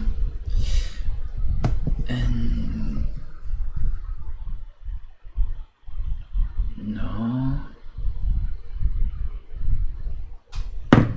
Right.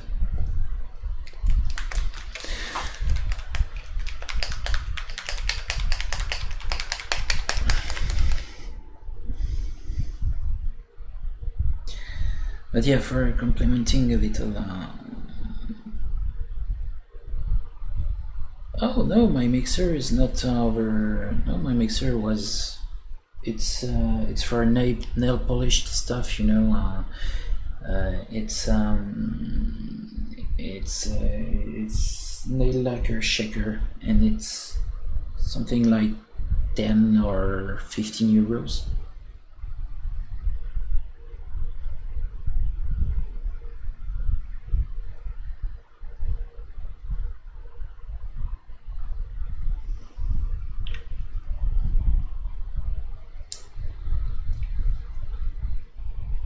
Mine is not that expensive.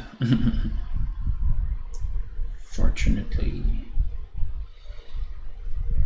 Okay.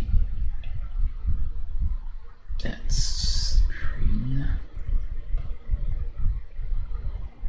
Okay.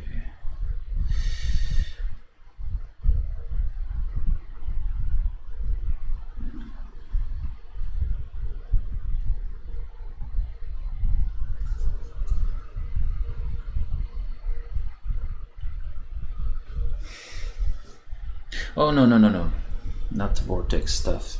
Maybe it's good, and I don't know, but I don't want to spend too much money on that type of stuff. Maybe the vortex would allow me to just, you know, to spare some time, because I have to strap my my bottle of paint with a rubber band to the small part that is moving for agitating this the stuff. But yeah, the vortex, you just have to put your bottle on onto it, and this will work. Maybe this could help me to spare some time, but it's far too expensive for me.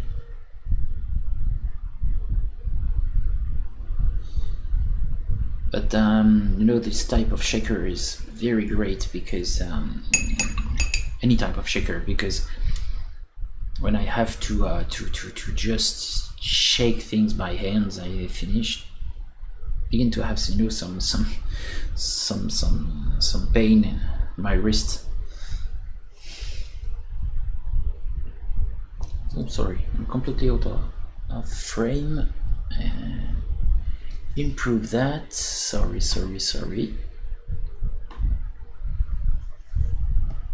Yeah.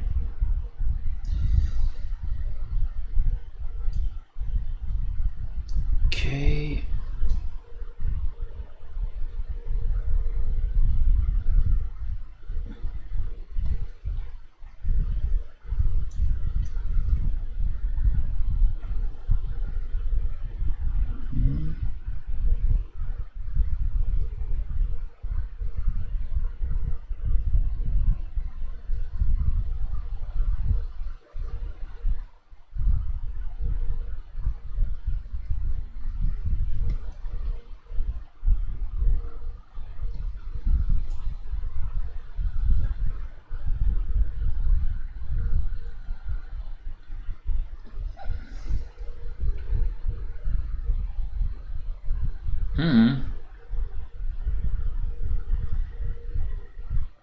Oh yeah. With a spinning device, I would fear that this you know, makes the different components of the paint make them separate, you know. But if it's working, that's great. For me, I'm using some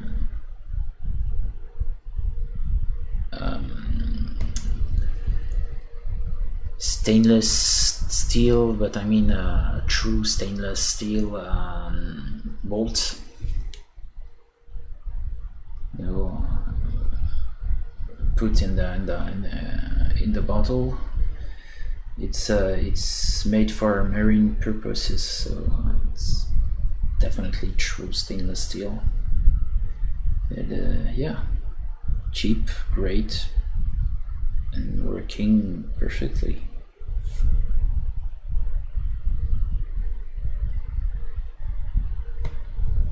And my nail lacquer shaker, which is perfect for me.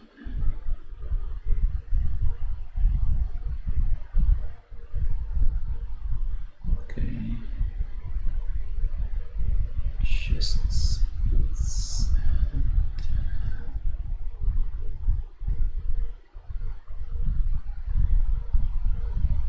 okay. Oh, hi, Cujo Painting. Thanks a lot. I worked also on the back, but now I have to take a little break, so I work on the face. Thanks a lot.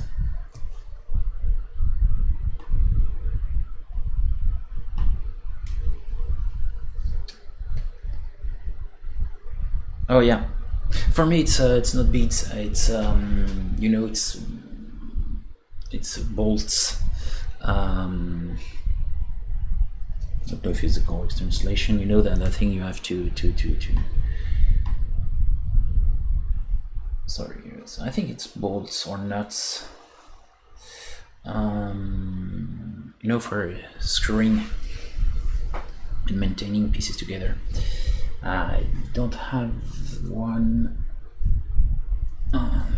that. I'm using that.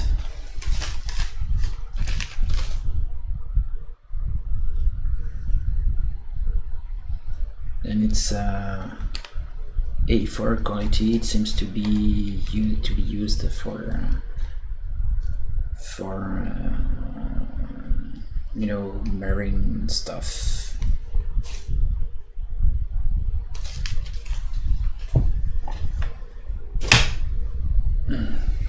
Use on boat, I mean.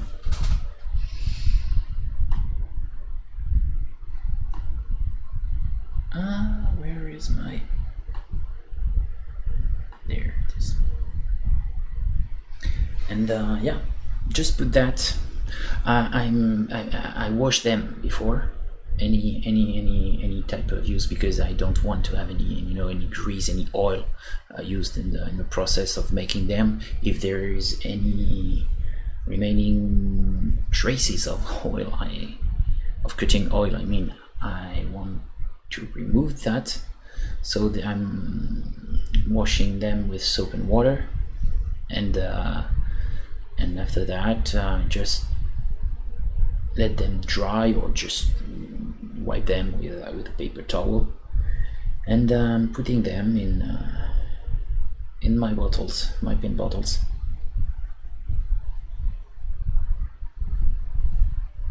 And it's great. It's working.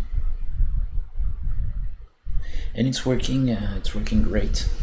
I had some beads, but I think that those bolts are better, cheaper, and I'm 100% sure that there will be no problem of corrosion, because when it comes to beads, sometimes you can have some very, very bad surprises, you know.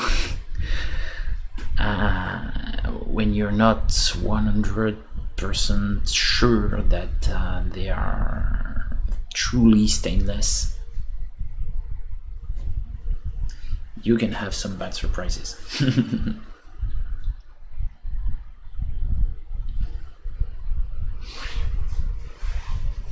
Oh, you were importing from China? Oh, it's expensive, I mean, no. But that's great if you can try.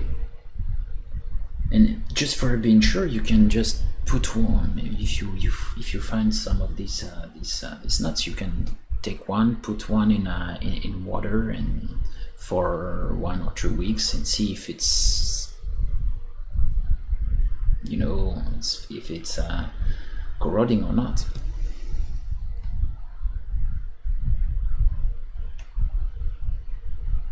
And if not, I've not done that because I was confident enough. I bought it in an hardware store, well-known hardware store here in France. We call it Monsieur Bricolage, but you know, the Monsieur, the Mr. part is spelled like you know, the English way, with an M and an R, because in France we just put an M. So with my companion, my almost wife, we just say Mr. Bricolage. That's a great hardware store because you have a lot of things.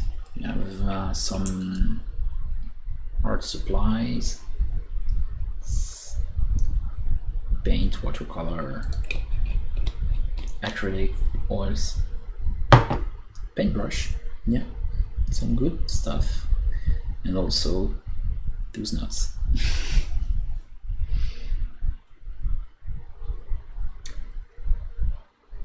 Okay, now I will put more lights here. I have somehow a vortex shape here. Just put some colors right on that. Okay. Just trying to make some stains.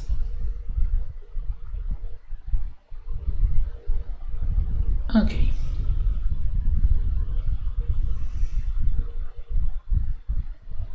Oh, great.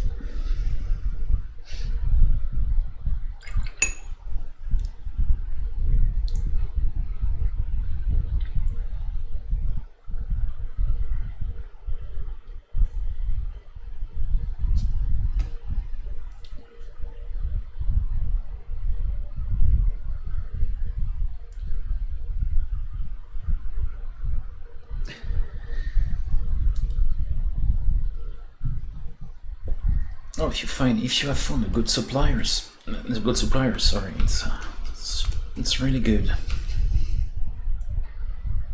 There are a lot of good use for nail art stuff when it comes to figure painting and also sculpting. I used some nice, those little sticks, wooden sticks used for pushing cuticles, and they're great for the first steps of a sculpture.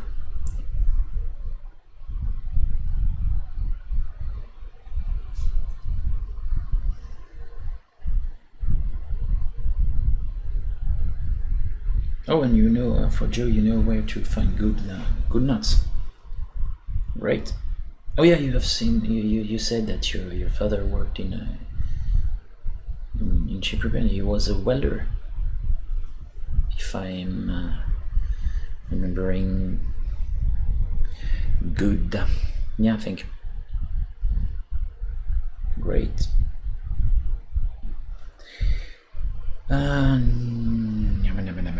will need some.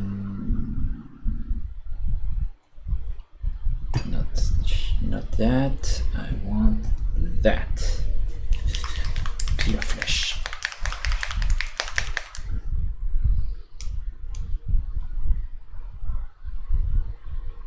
Here.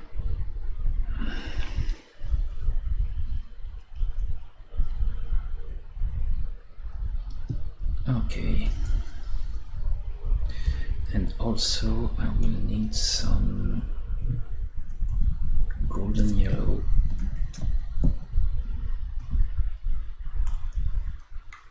Just for good measure. Here.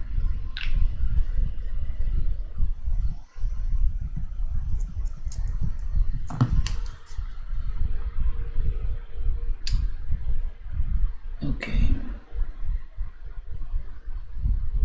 So great. If he used to be a welder, definitely he will know where to find good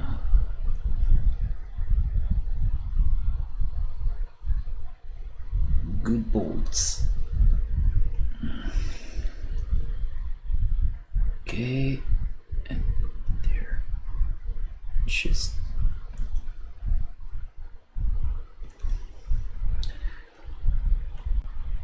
and now I will blend a little more everything here.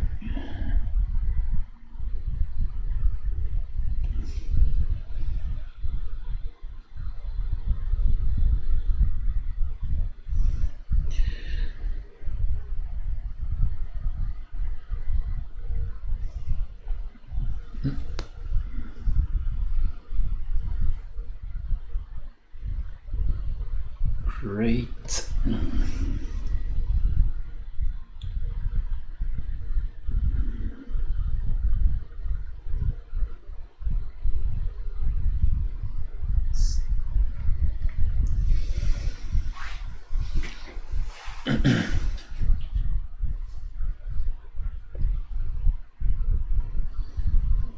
I definitely should try to make something like a little online contest, giveaway, more than just a contest, just a giveaway, painting things like that, and give one away, one or two.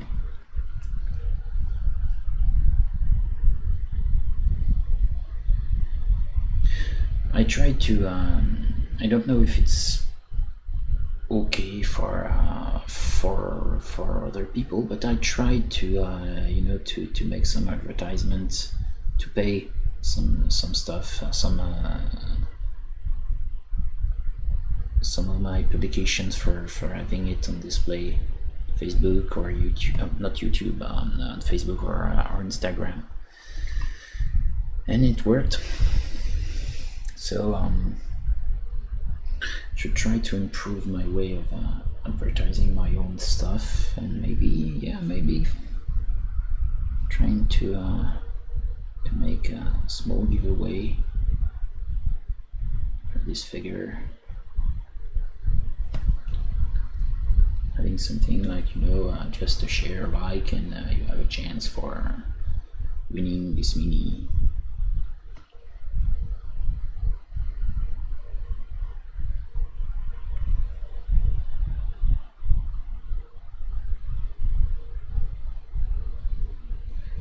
I really enjoy to work in this this very sketchy style.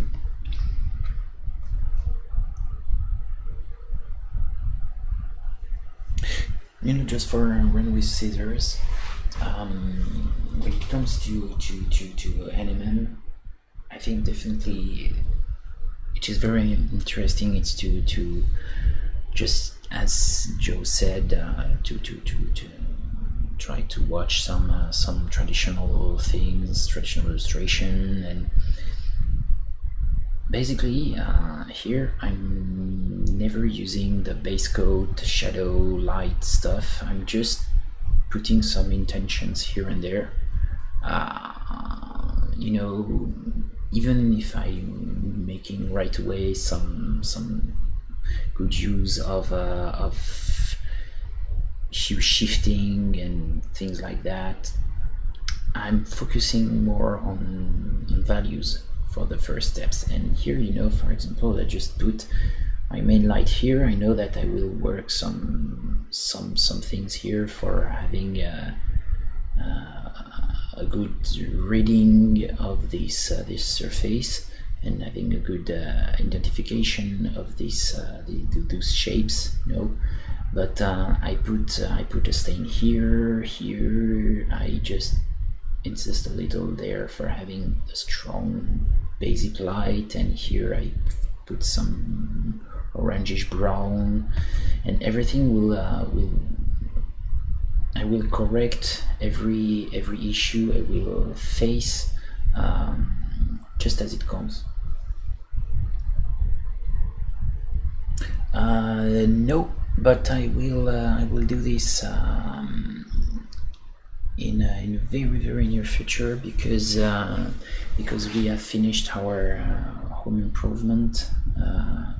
We basically have I've worked on a new workshop, so now it's almost finished. So yeah, we will be able to work on the castings of my own work.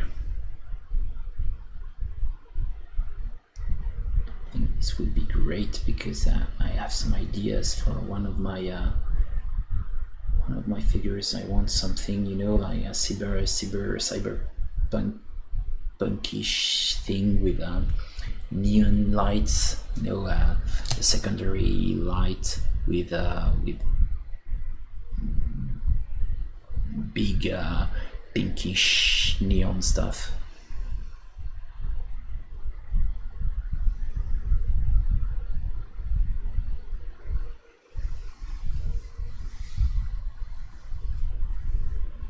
Oh yeah,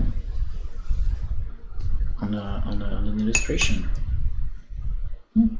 I know that for figures, some are using, some people are using an in between with TMP and NMM. I remember a great model from Pegaso Models. It was an I don't know if I'm pronouncing it good, but Argyriaspide or Argyriaspides, Elite Greek warrior, and every part of the armor and shield and sword have been painted with NMM idea for the values, but the lights were painted with reflective metallic paint. It was great.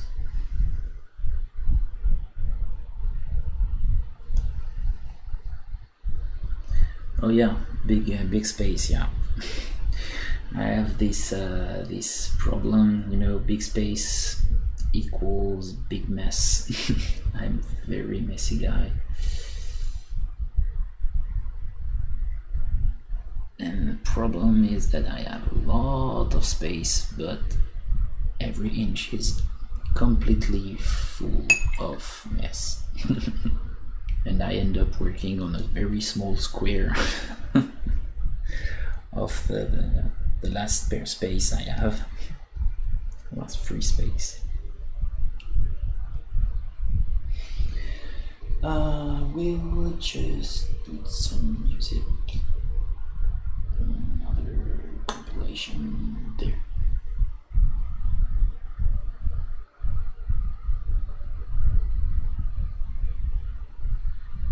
Yeah.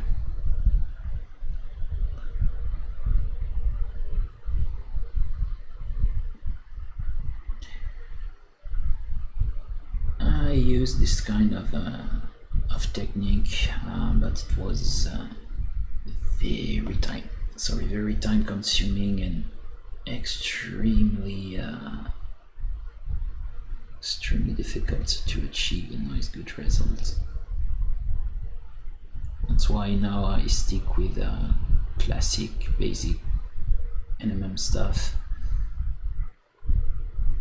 I find it easier.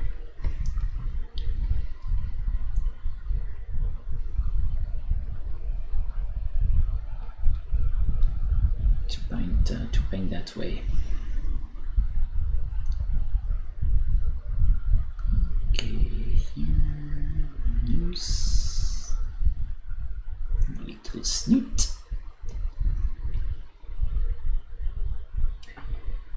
Oh, little snoot. Here.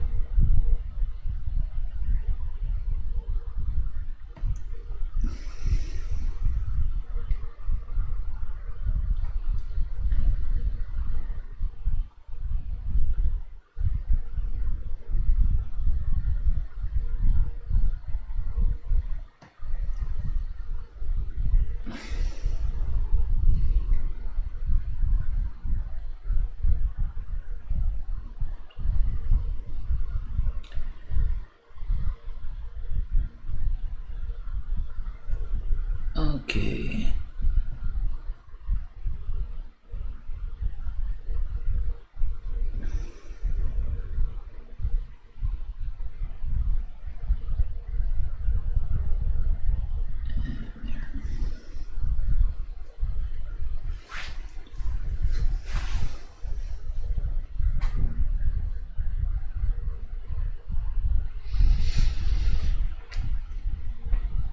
The next big thing would be to paint the hammer, big two-handed hammer, Warhammer,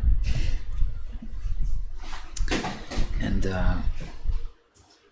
trying to glue it.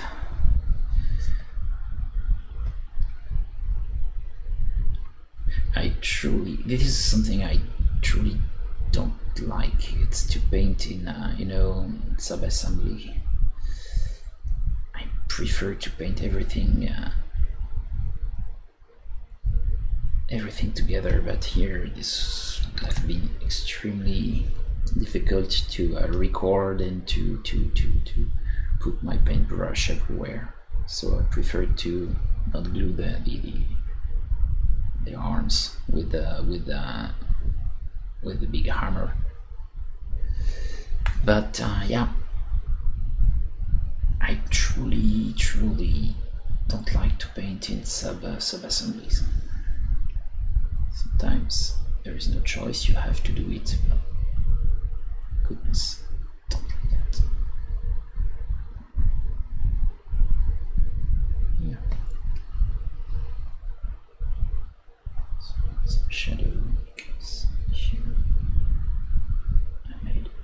mistake, but it's always better to make a true mistake because you can truly fix the mistake.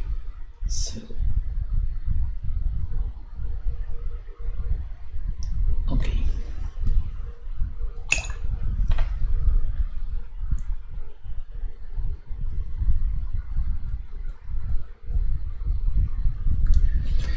Okay, now orangish things.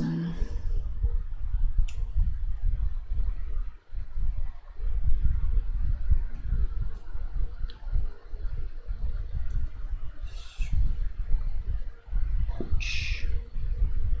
Just spread some colors there.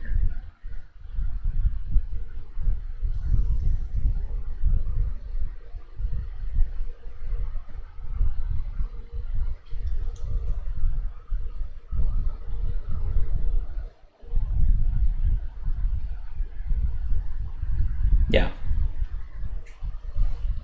exactly. Sometimes you have to. I think the main, the most difficult thing I had to do, it was for an article for a web publication, you know, a webzine about display figure painting. Mostly it was the historical version because the guy is making one webzine with about fantasy minis and another about historical minis, and I made an article. I wrote an article for the historical part. It was called the historical artist, or the illustrated historical artist. Yes, it was that, the illustrated historical artist. And I painted back then a big 75 millimeters, and it was a big 75, not, you know, not a quite small one. It was almost 80 millimeters. It was a big Mermio, you know, a big gladiator in metal. So it was very heavy because it was a model made in metal, and I had to paint in sub-assemblies and to glue things with two-part glue, you know, epoxy glue, and it was extremely difficult to make enough, to have enough glue. I just had some glue on painted parts, so I had to remove them and to fix the whole thing. It was very difficult. One of the the most difficult thing I had to do,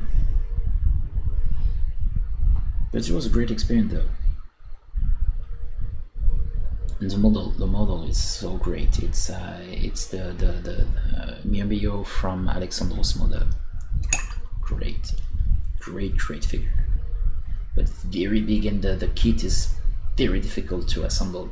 You have something like 17 or 18 pieces, of course, no instructions, and pieces are not, they didn't fit that well, so you have a lot of work to do for making things working.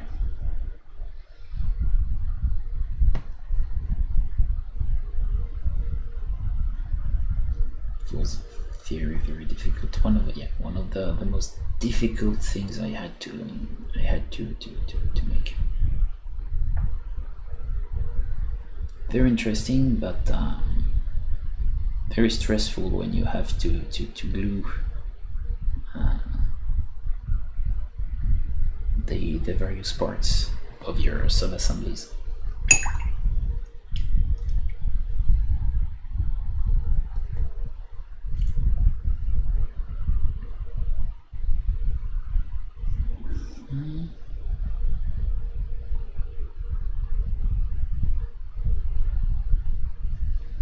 Okay, now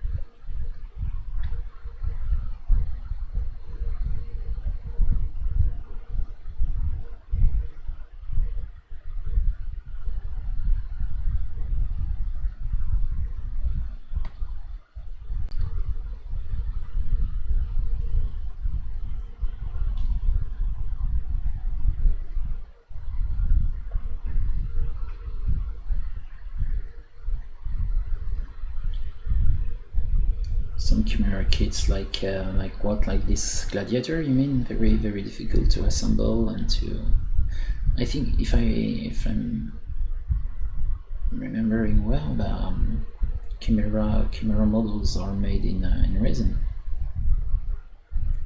It's adding actually a difficulty not breaking the resin.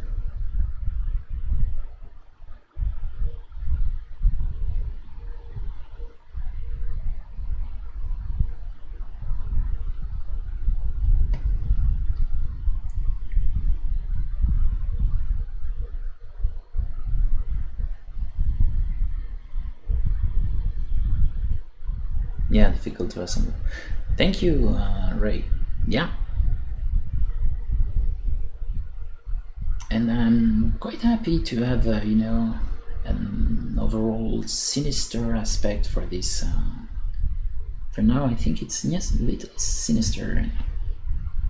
I'm quite happy.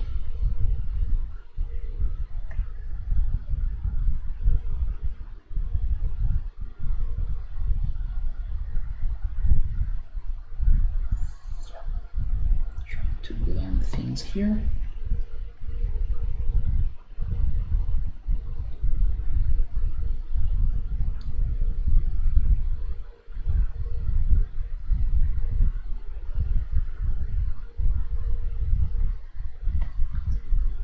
Some big light there.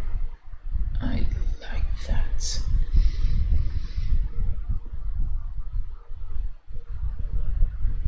I really like the the Richard Gray style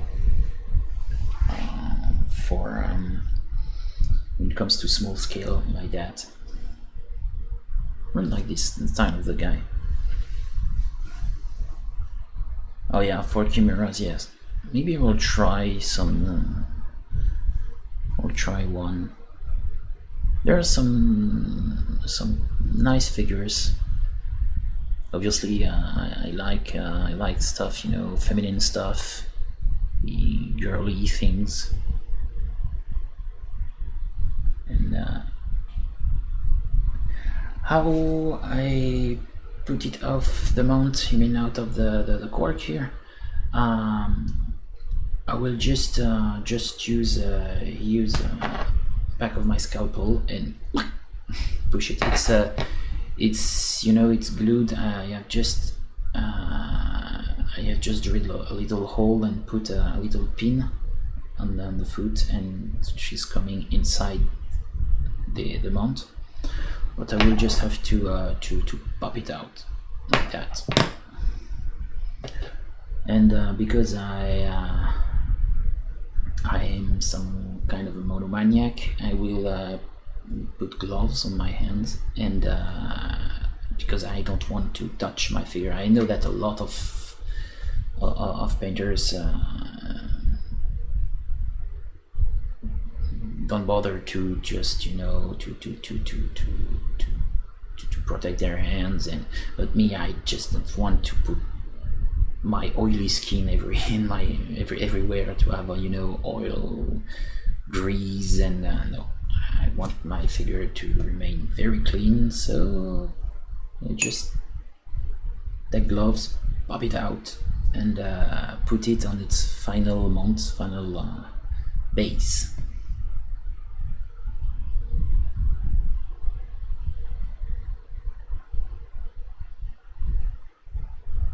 Oh yeah, and there are some keys, the feet and the base have some holes, just fitting those, so everything will come along together. Will work very well, no problems. Good keys in the right holes, and this will work. Most of the time for figures, we just drill holes and put pins in it. Some metallic wire or part of a clipper. Just cut it, put a pin, because it's always better to have some reinforcement inside the figure, specifically if you have quite heavy stuff, big metallic models, which can be quite heavy.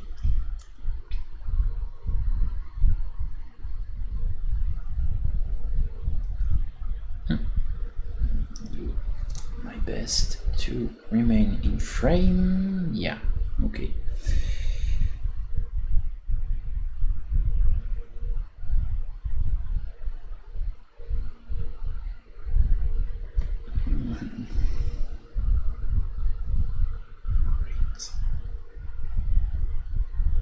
Put big light here. This part and this part.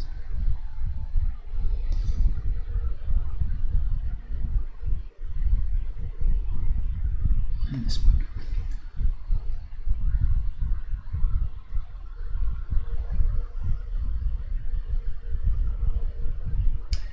For the next, because I have 3 of those little guys to paint, I think the next I will try to paint, to focus truly and work everything by focusing each part, because basically it will be the same idea. So yeah, try to work each part individually.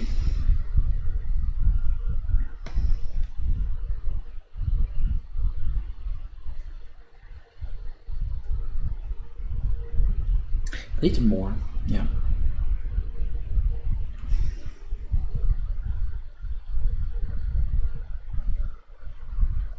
Here at least I'm quite happy with the results. Okay.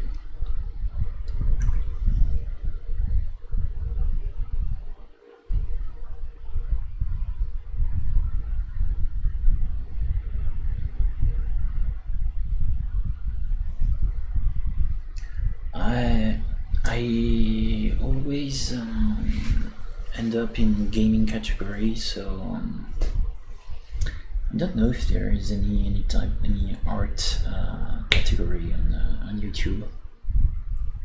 For me, this can be even if there was one, it could be tricky, because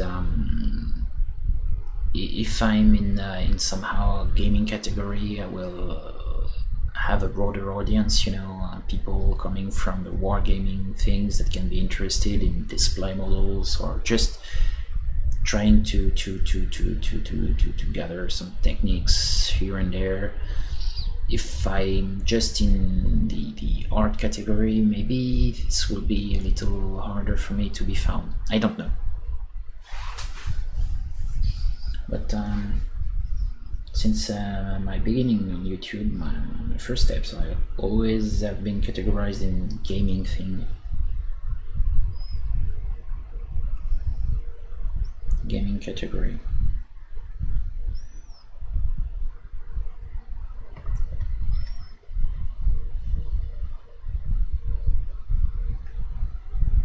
I have to record this mix here, put that here, mix there.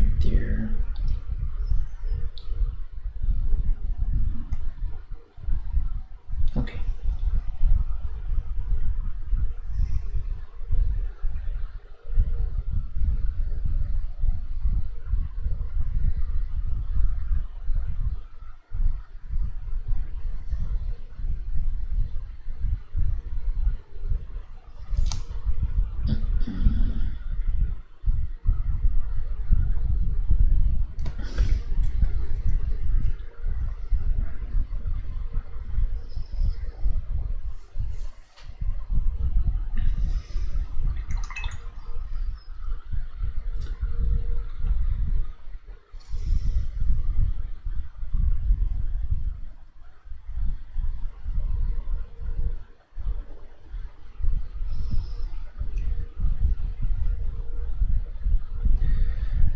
but I truly think something. I think it's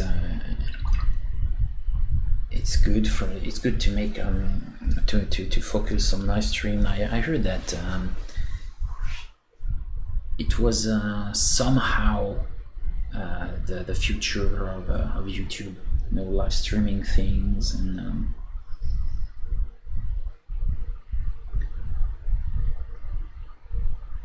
so try to stick to that.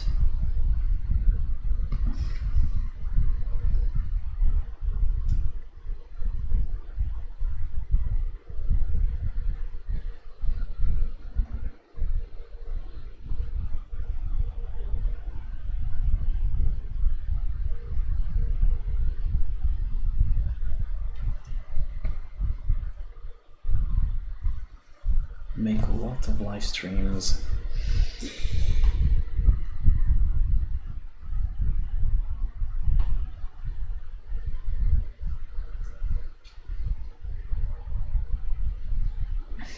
Oh, and thank you for passing by, and yeah, hope to get you also on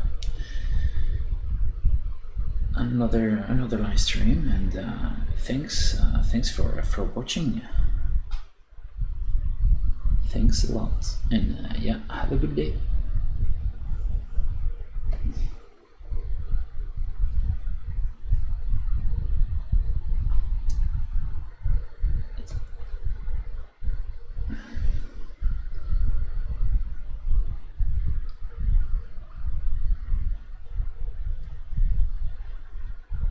Big, crisp, very sharp highlights here.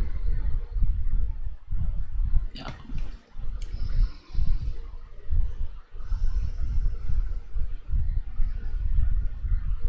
Good stuff.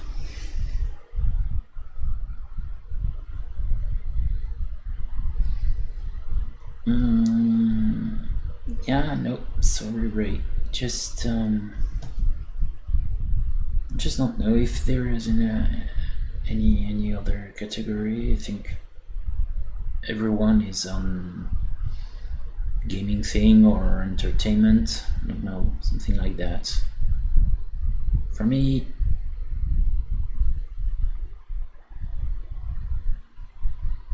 oh, you read that the algorithm prefers a mix of live streaming and standard. Oh yeah, Joe.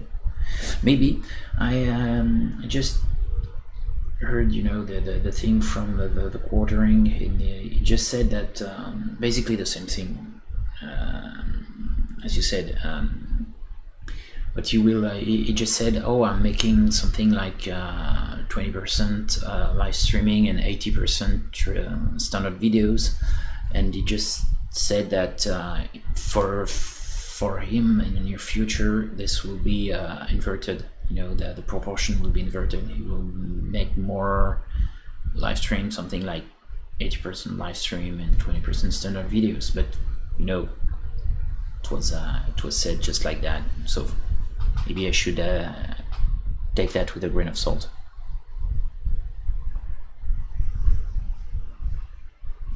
Oh, it's always entertaining to see people drawing and creating things in general.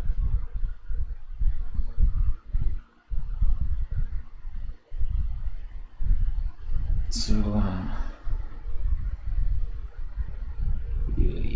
you belong to the entertaining category.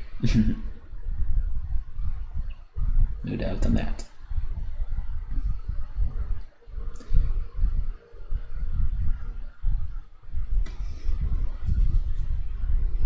Okay, more here, little orangish thing. There.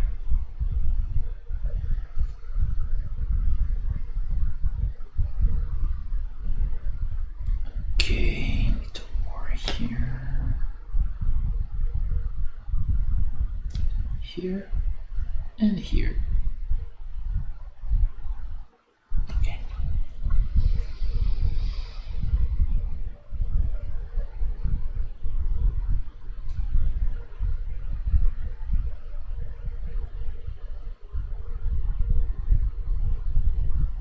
No, oh no. Sometimes, forced humor is. I mean, I love a good, some good jokes and good stuff like that, but there are some YouTubers that think that forcing jokes and forcing their reaction is a good thing. I'm not that convinced that it's truly entertaining.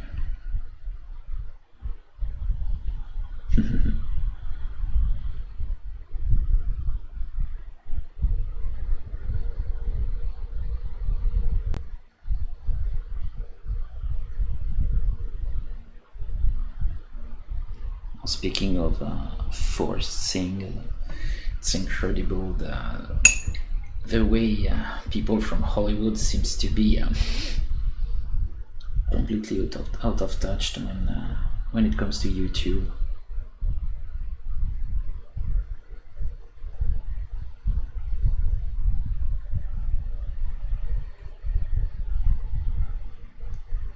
It's truly amazing.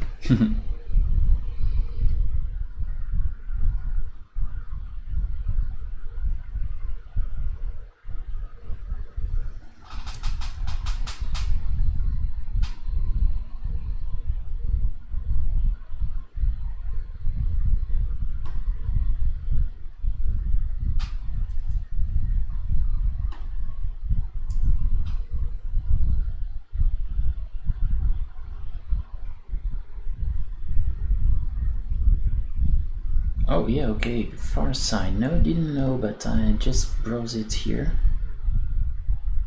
And yeah, okay, it was a comic strip.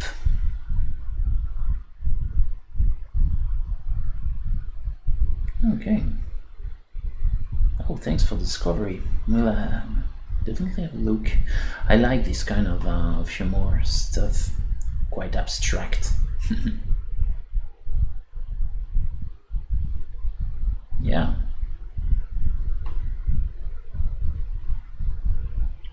Oh yeah, definitely. One-liner from a cartoon.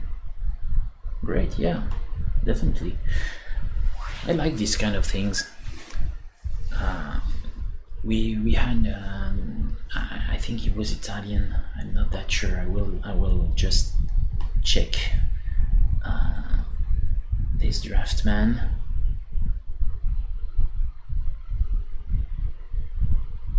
Oh, he was from Argentina. Mordillo, Guillermo Mordillo. It was I had one of his comic books, and it was very great. Very great also, this type of very visual humor, like what I just said, I've just seen of Far Side, but I will have a dive in it. I truly enjoy this kind of visual humor, visual thing. Oh, what truly what the comic is about, something visual. So yeah, great.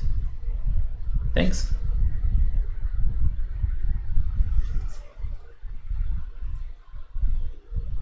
Far Side.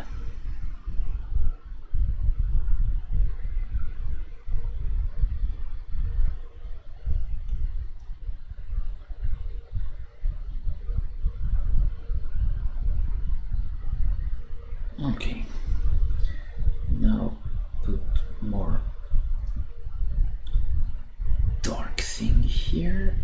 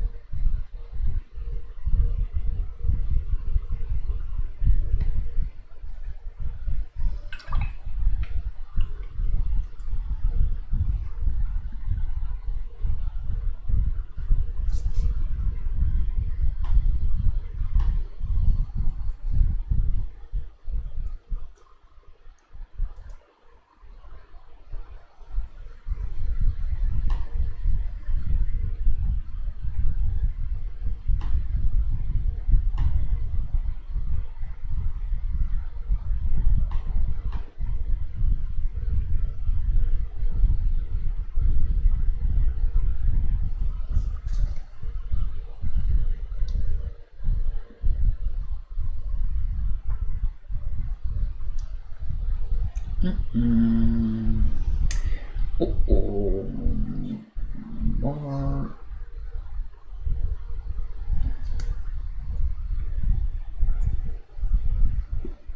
Yes, yeah. No.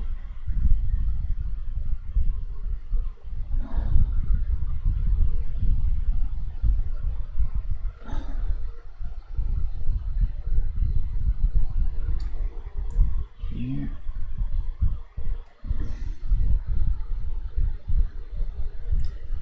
There I made a little mistake, but it's not truly one. Just will have to blend my shadow here. Yeah, great.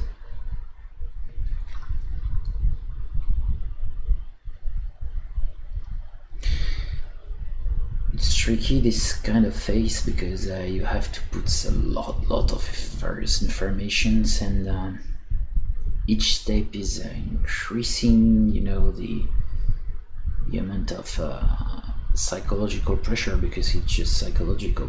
There is no problem. If I make a mistake, I can work around. But yeah, it's tricky, but it's very interesting.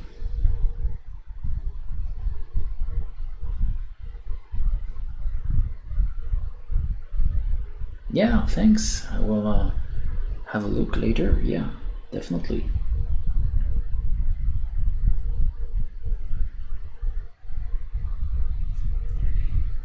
I will have a look.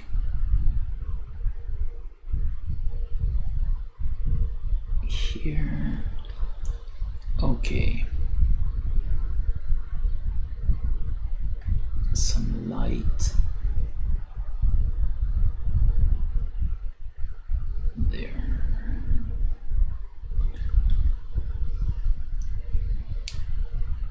There are some things I will have to do out of the screen, because when it comes to details, it's difficult to record everything.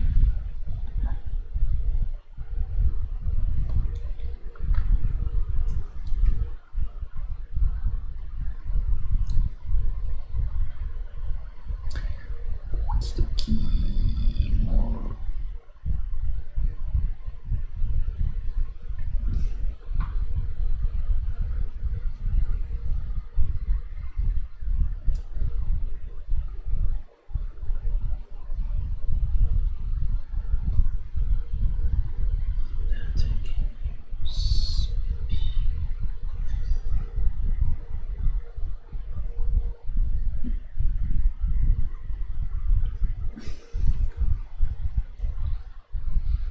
Okay.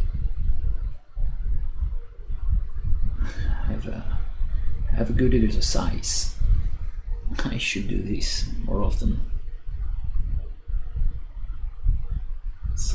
I could benefit from some exercise too. So, see you later.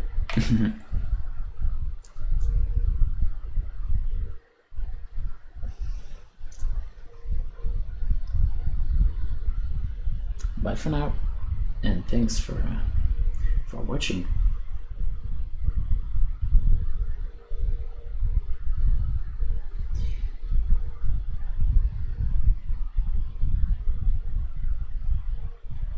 This part is a little tricky to reach,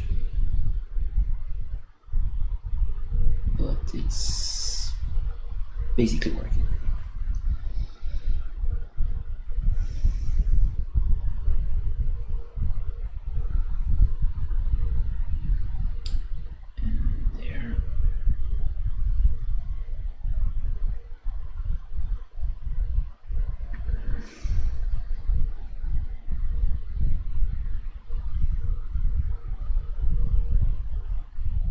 Big shadow, because here we have the reflection of this lower part, the lower part of this arc here. So okay.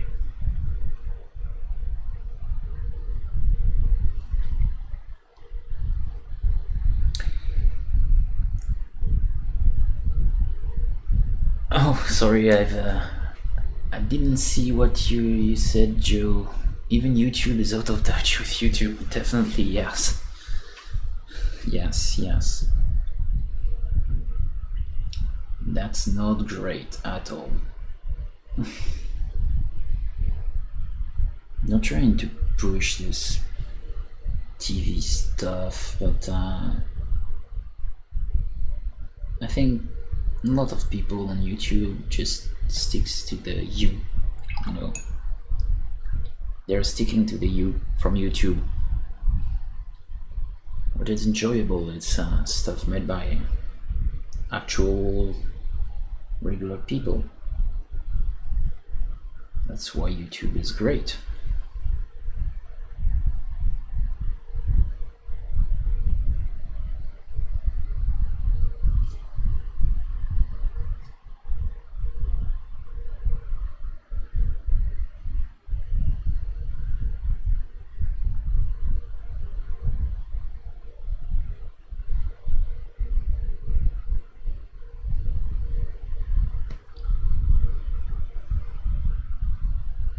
Maybe I should give a try to beat shoot.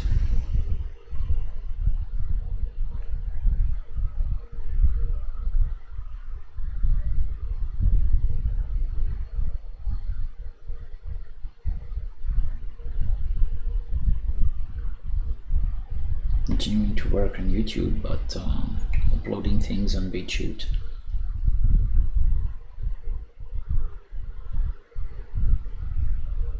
Oh yeah.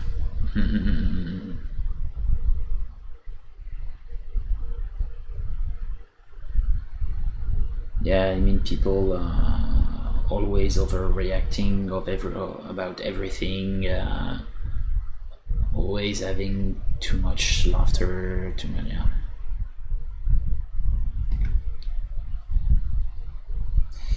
Yeah.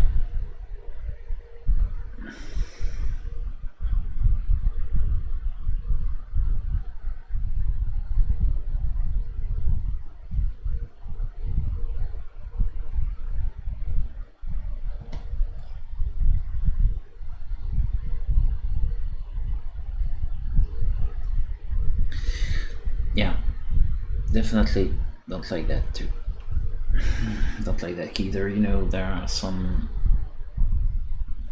sometimes I enjoy to watch a nice Tyrone Magnus stuff, and he just plays a lot with his reactions. But his character is not an insufferable, always laughing guy. He seems to not be just an empty, shallow, hollow personality. But apart from this type of guy, I don't really enjoy content made just by guys who just burst in laugh for everything.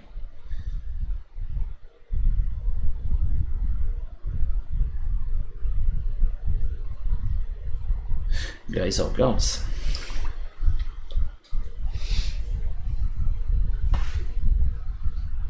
Oh yeah. Infested by this type of people. Oh yeah. Okay.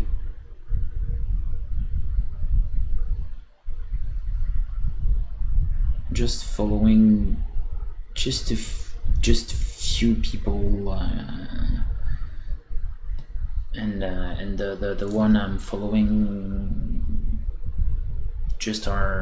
seems to be just normal people. At least their behavior seems to be okay. But okay, so if Maybe you're following more people than I do.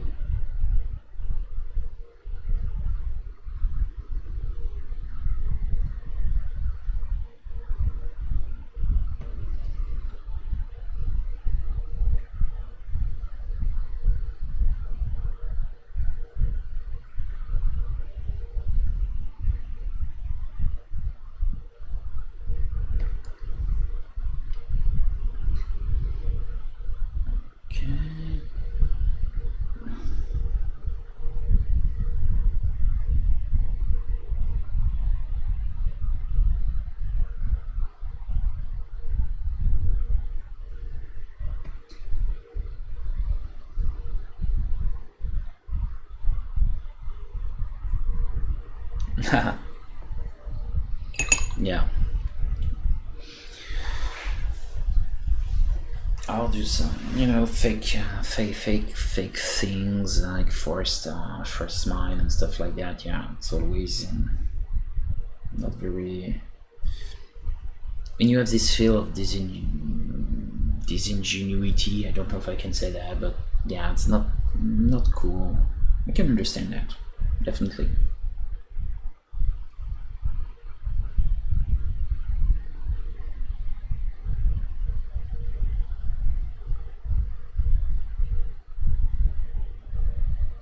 But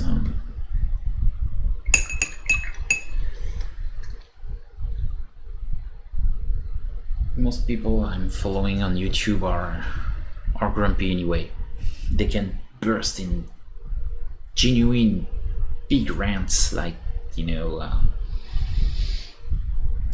I don't always agree with those guys, of course, but people like Manix, he just broke his voice by yelling at things he disliked, and it's kind of funny, but yeah, sometimes it's a little less funny. I saw some heartbreaking things coming from the quartering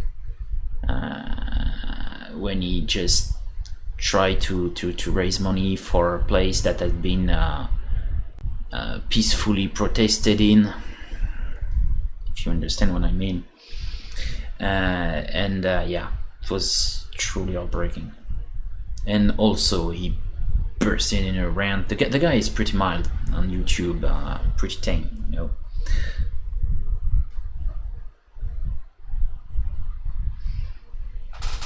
But yeah, so just to say,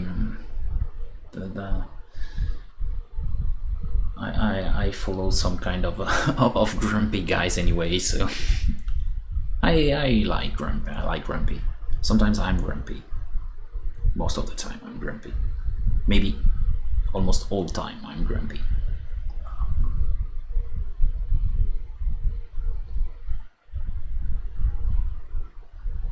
Oh yeah, definitely. Yeah, some kind of passive aggressive behavior, shitty attitude. Yeah, definitely. Following people talking about comic books and the overall crumble of the American comic book industry. I've seen some people like a girl named Deconic. She just said something that appears to be a meme now. She just say, "You don't like my politics, don't buy my books." But you can feel the overall crappy contempt. Somehow it's almost a class contempt aimed toward comic book fans. It's baffling and awful. So yeah, definitely I think working with these kind of people can be a nightmare. Yeah, definitely.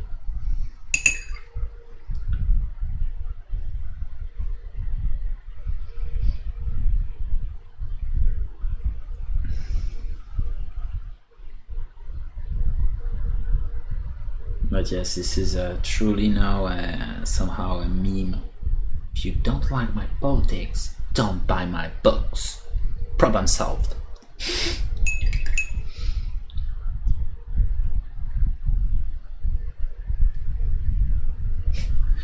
and just climb down your crappy high horse, guy. You're just writing for comic books, okay?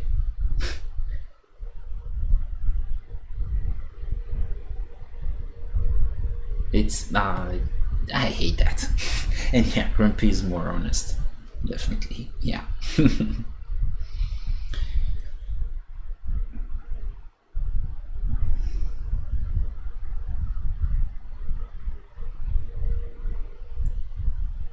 Well, it's always good to have things available.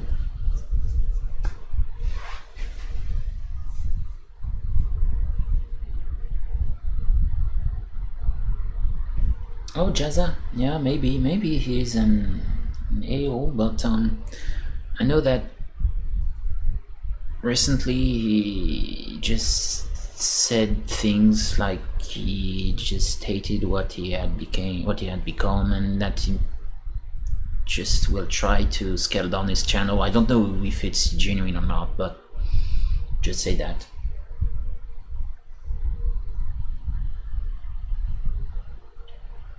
Oh yeah, his brother can be around. Yeah, maybe. I don't know. I'm not truly following Jazza. I just watch stuff here and there, but not truly following the guy. Oh, you had the spider sense. Yeah, definitely. I think I should try to sculpt a Spider-Man statue. No, quite big figure. Love Spider-Man. The good old Spider-Man.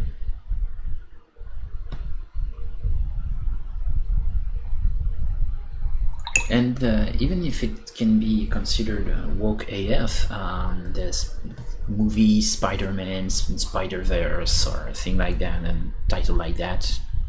Don't remember well. I think it's Spider-Man and Spider-Verse. You know, featuring almost every iteration of Spider-Man. It was a good movie. With, you know, this scrapbook theme embedded in it. It was quite kind of cool.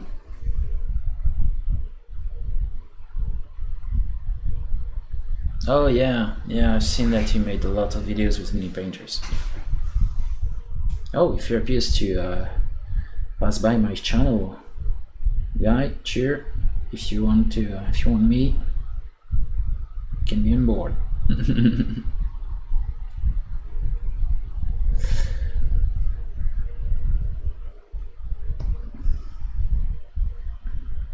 But you will see that with my luck, mini painting will be hyper trendy, and I will miss the boat.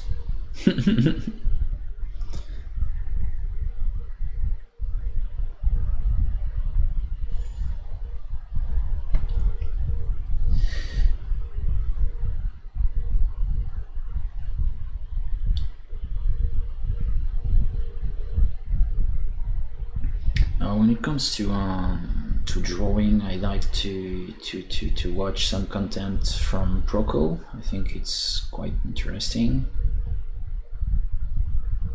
and also, of course, love to follow some stuff from Kim Jong-ji.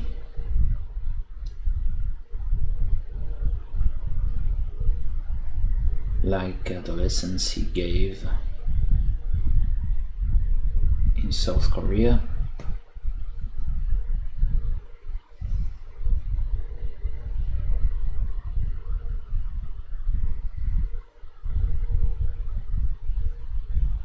Oh, okay.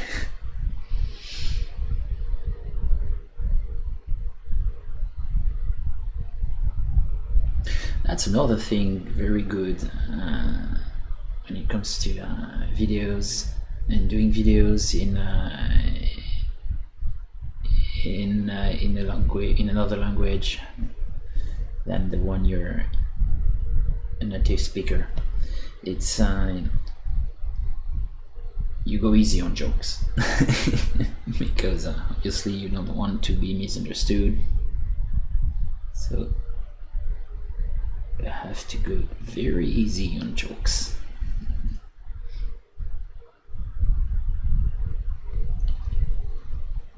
Okay. I have to work the back of the head too. Great. Okay. Okay. So put a light here. Just don't care. Just put a light and another here. Okay.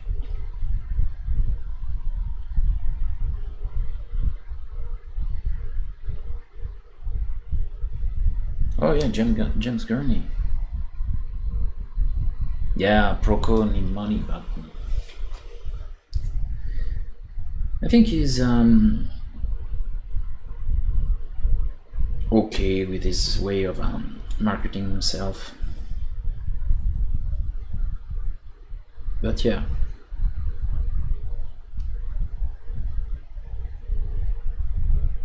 He seems to want money, but I will not blame him for that. Oh yeah, Jim Gurney. Oh, it's that nice. Never watched any videos from this guy.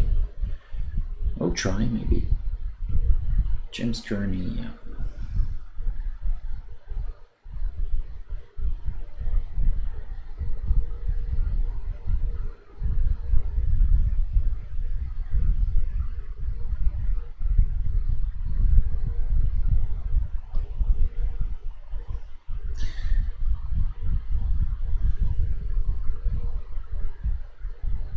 Oh, for Proco. Yeah.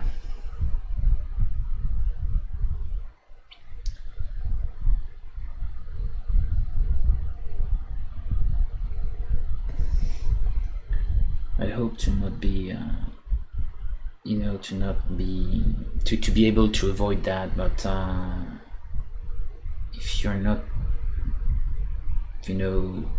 making this kind of subject, if you're not, putting money in the deal, you will end up doing great things, but always for free. And can understand that it's you need money at some time. So when you're that good, just like Proco, I can understand that he tries to not milk trolley, but tries to explain that, yeah, if you want to learn more, please pay me. Oh yeah, okay. See, oh yeah. I've watched one or two of these videos because I've seen some. I think it's the guy who made the videos. I'm always quoting about color mapping,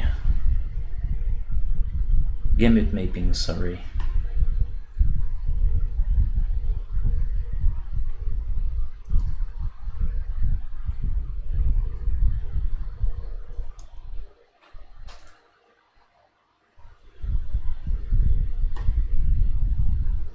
Yeah, gamut masking or gamut mapping. There are two titles, but yeah.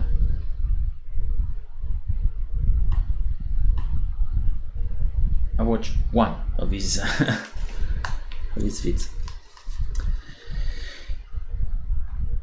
Yeah, and yeah, crazy amount of talent. Yeah, definitely.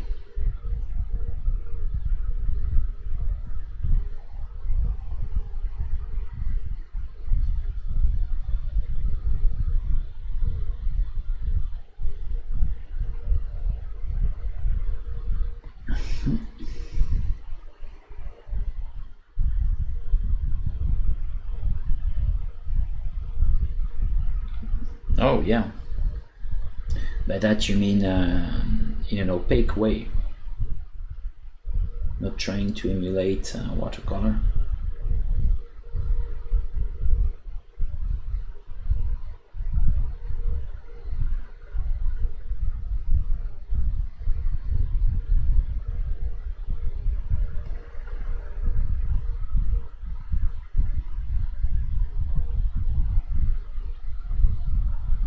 Okay.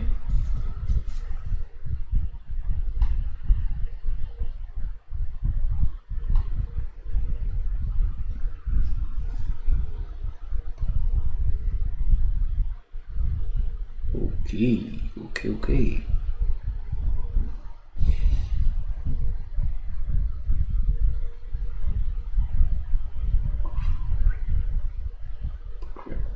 Grab. Not right. It's working. Okay.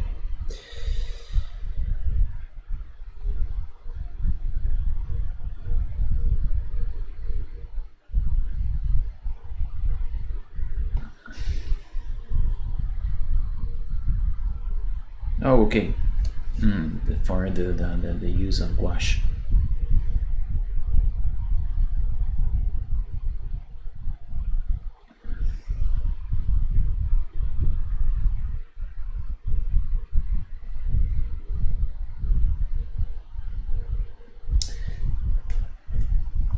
Never truly tried to use gouache.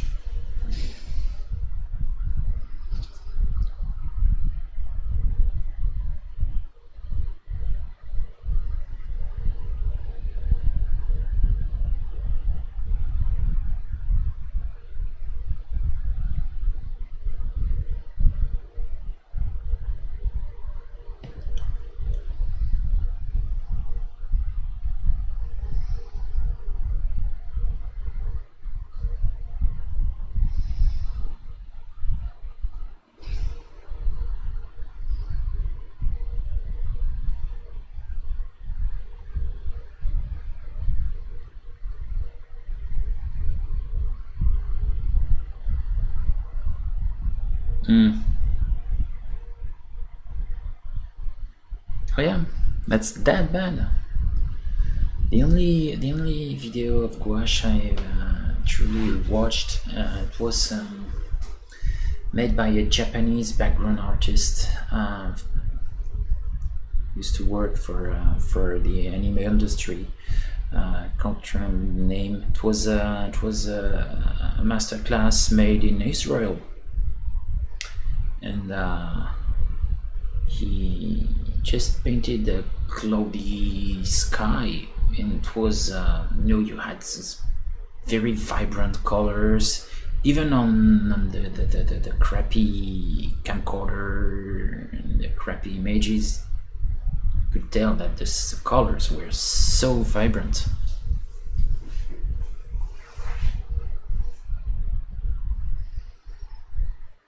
Okay, what's atelier? Okay.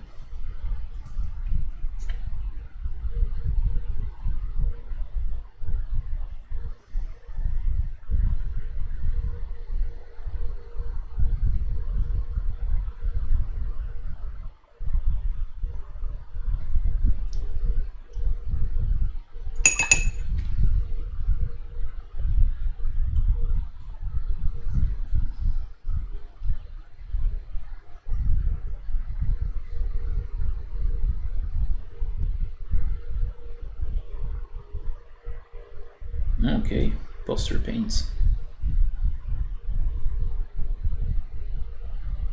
You mean things that we can call gouache acrylic, the matte acrylic thing, or maybe things like Flash from Bourgeois, matte, very vibrant colors made for murals.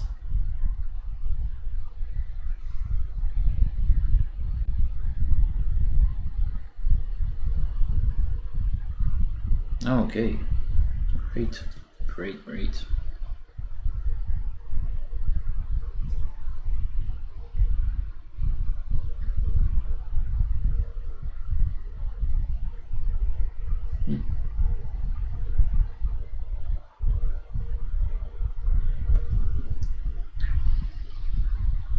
Need to put more.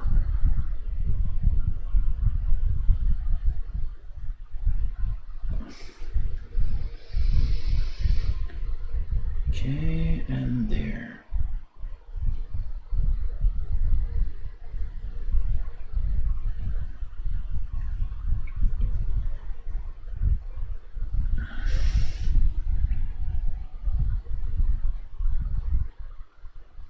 Okay, lower grade water paint. Opaque like gouache but with more vibrant colors. Okay.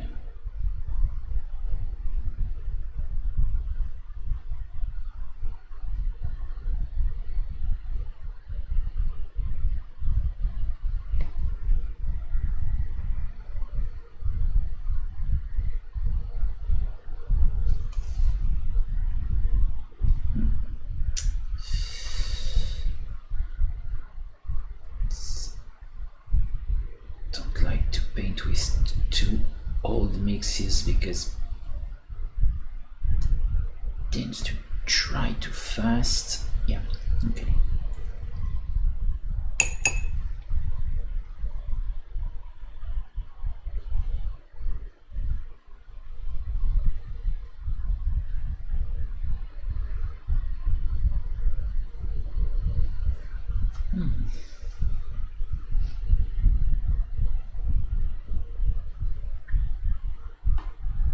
Okay. And now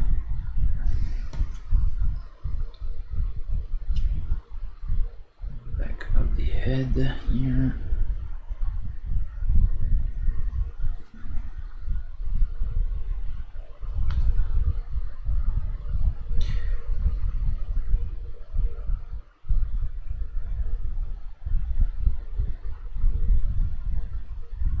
Kinda difficult to reach. It's working not bad.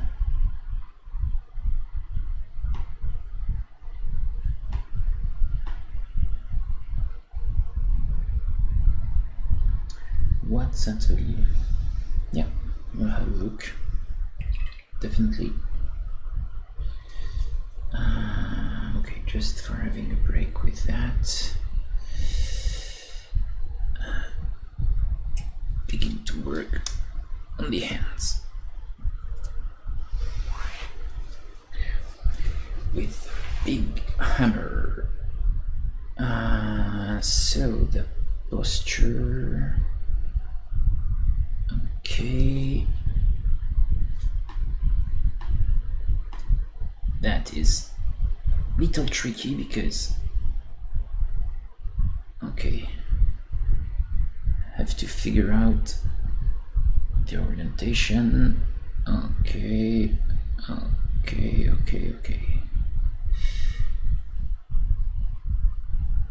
Okay. Just for avoiding to make some bad choices.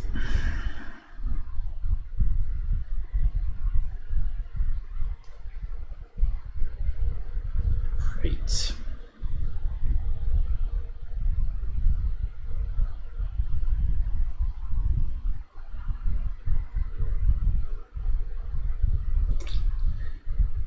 Blotch. Okay.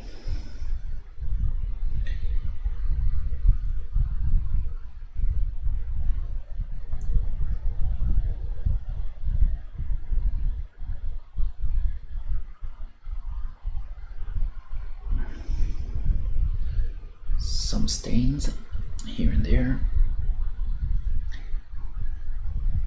Oh, sorry, I'm out of focus. I will need to improve the focus here. No. Yep. Okay. And Joe, do you have any type of brand, name for me to browse for those lower grades watercolor?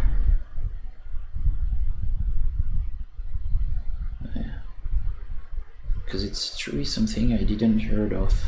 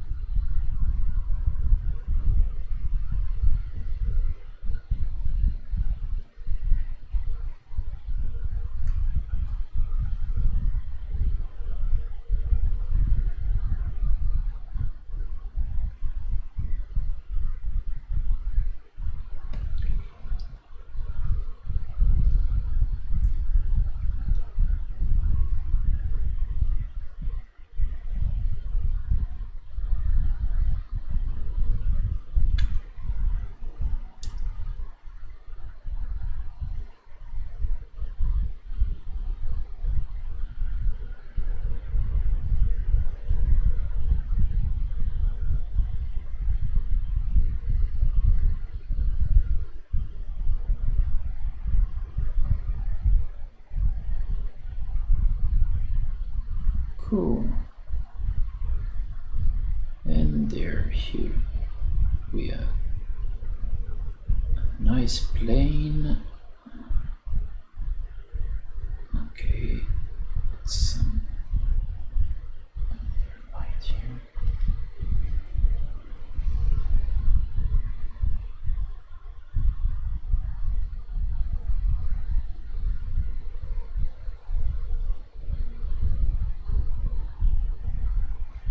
Okay.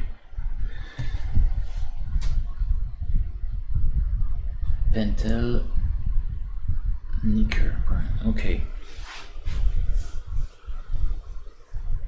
Oh, yeah. So yeah, it's not worth it. Damn.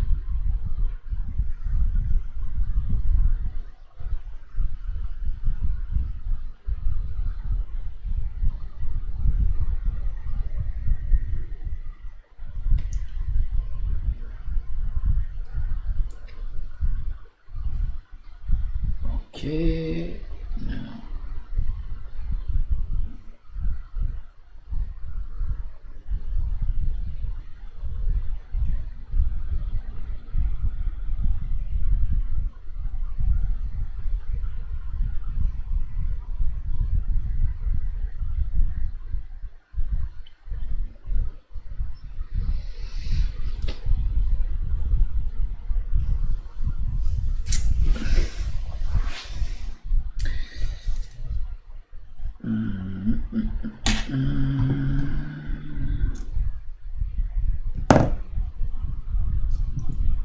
Flat brown.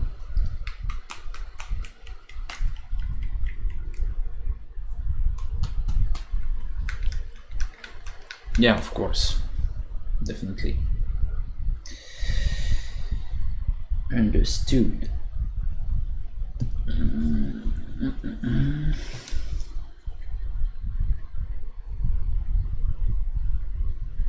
Should definitely try to find a way to improve my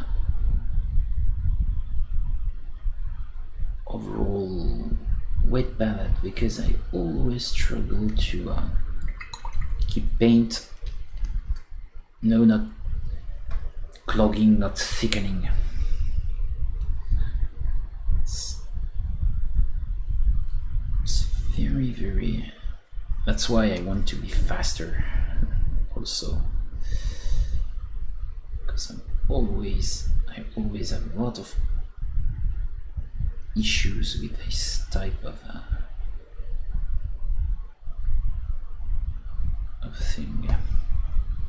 It's not that big of a deal, but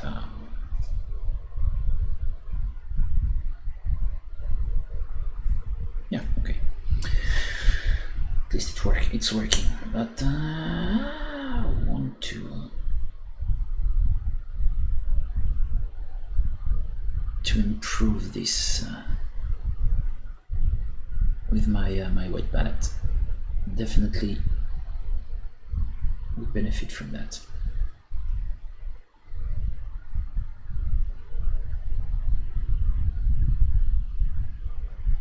Okay.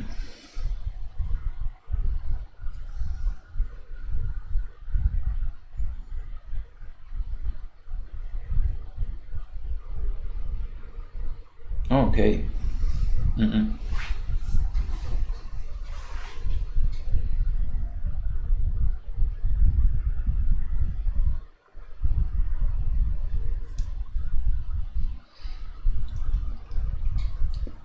Maybe it's comparable to yes, this hobby / decoration paint, like some brands made by Le Bourgeois or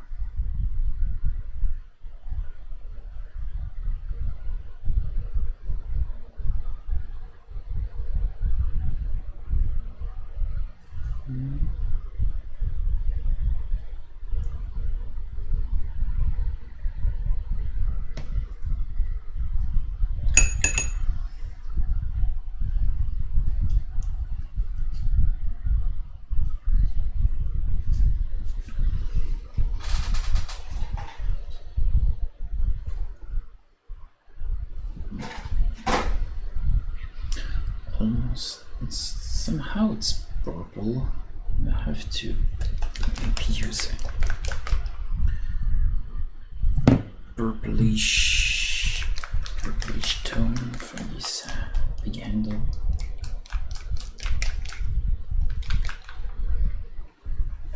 Shaker, sorry for the noise.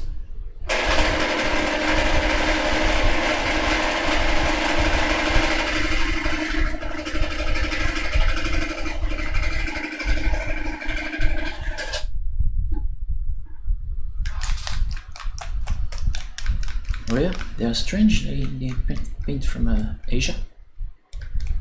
Okay. Never used any of them, so.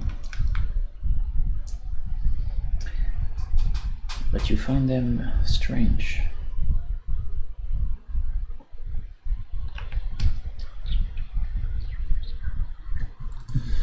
No, purple.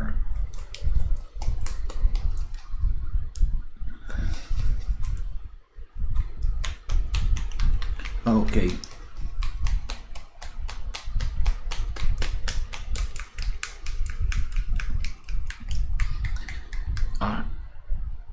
Definitely, yeah, I can understand. I have this type of problem with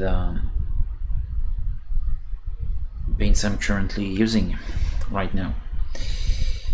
That's why I want to switch to something more mono, pure, pigmented. Definitely.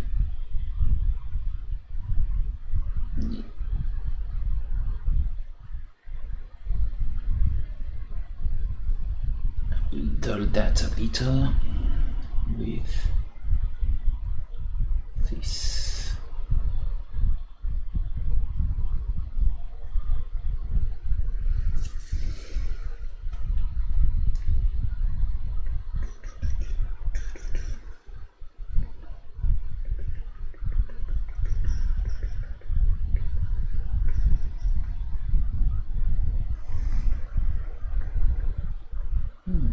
Cool. It's working.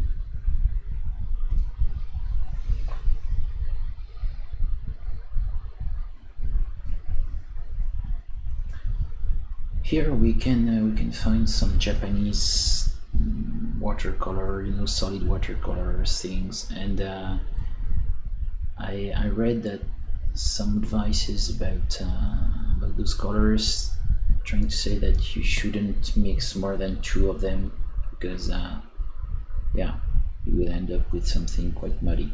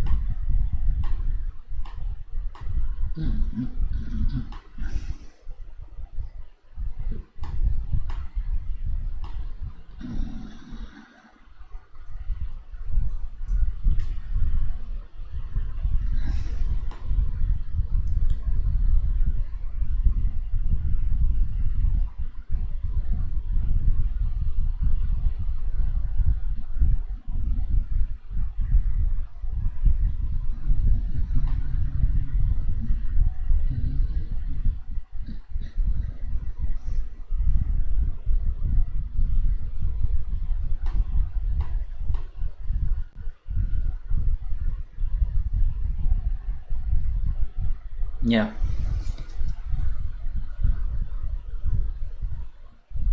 Okay.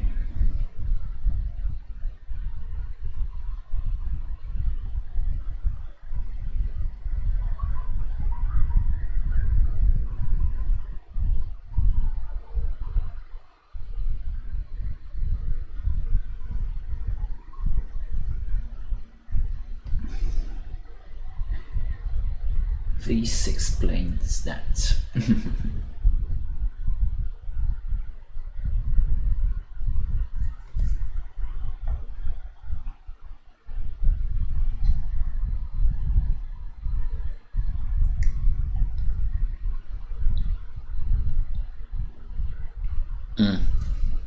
Okay.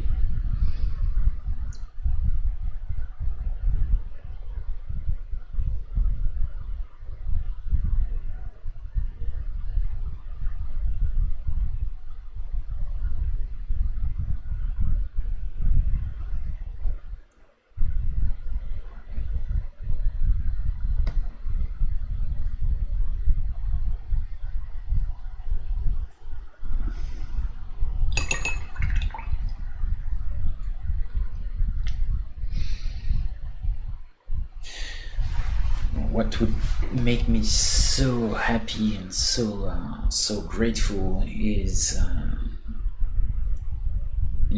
if Vallejo made some stuff, Chimera styles, but with their range of current paints I love, those model colors.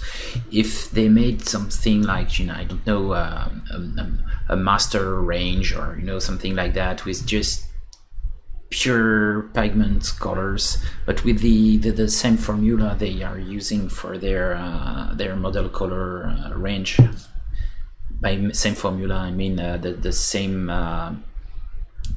overall aspect, the same matity, the same. If we had that, with a small indication of the coverage of the color, the opacity, onto the right on the paint pot, I will be the happiest man on earth, definitely. So maybe if someone from Vallejo will hear from that, please, just please, I'm almost begging them to make some pure pigments paints, but with their current formula. I definitely I would be more than happy to review the shit out of it and to explain how great they are. If they appears to be great, of course, but definitely I think I would love to have that.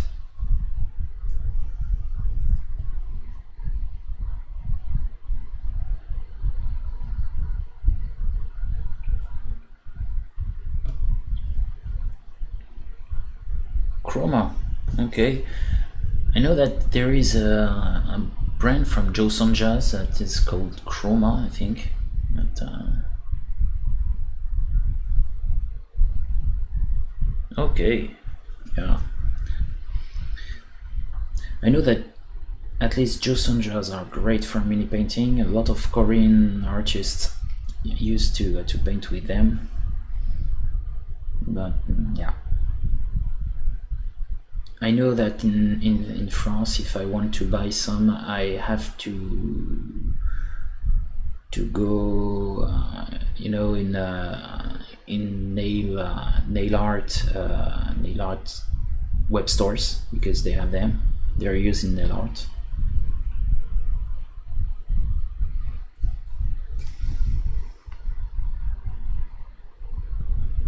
But if it's not that Chroma, I don't know this type of never saw this type of paint.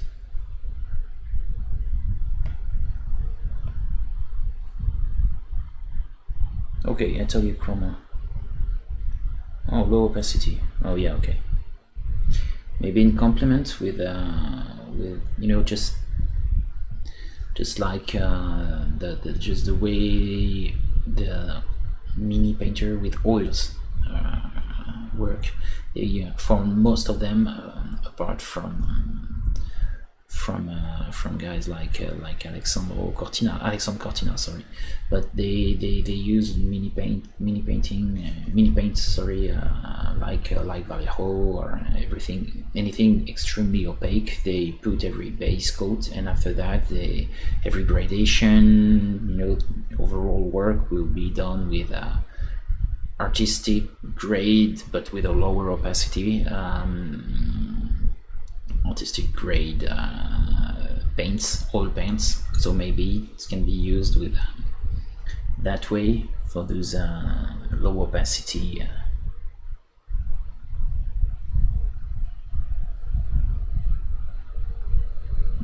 paints.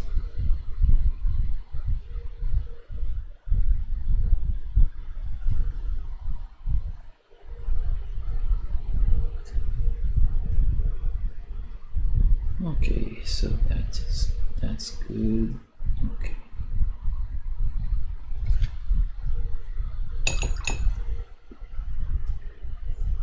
More light.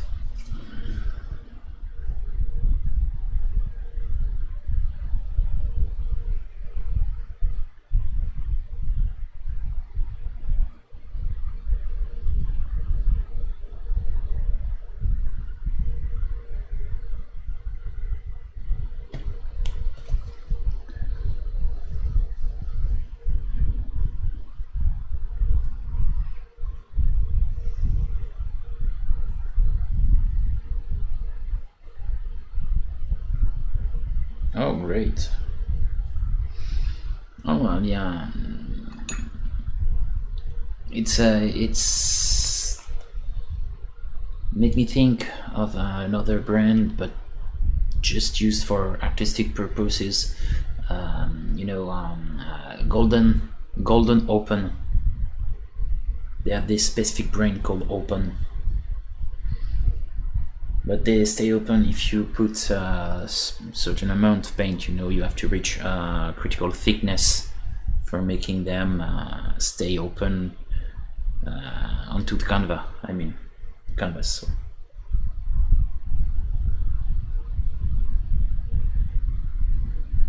Okay.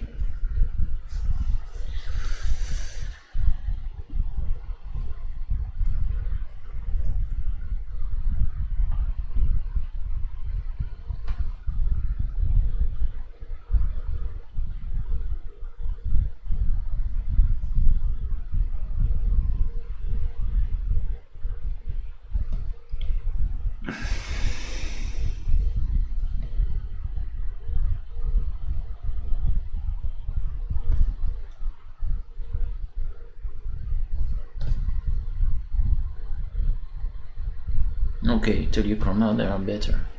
Okay.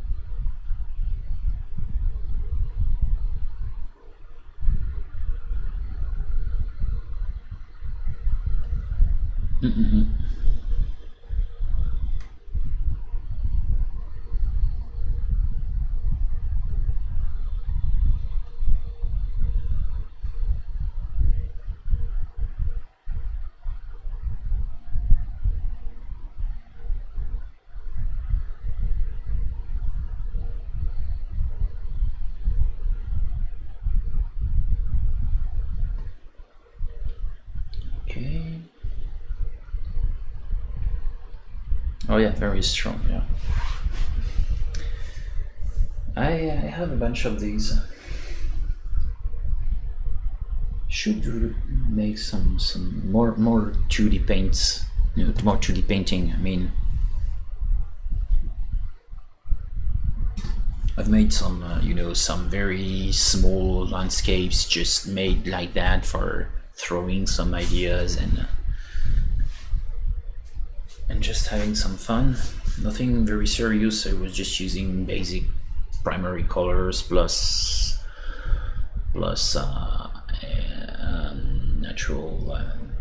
natural umber,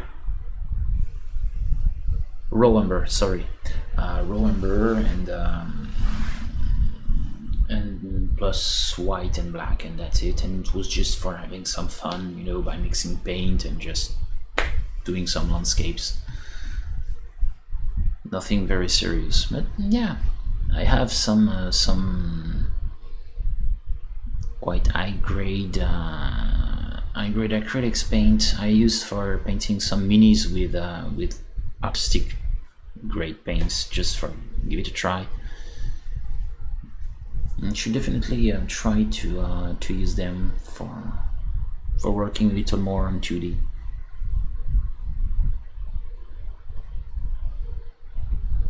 Oh yeah, golden fluid. Yeah. There. Yes, it's they're brand made for Airbrush. Yeah.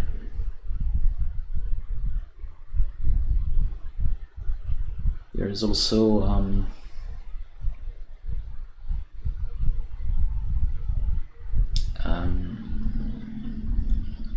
oh, sorry, a Procolor. There are some great things.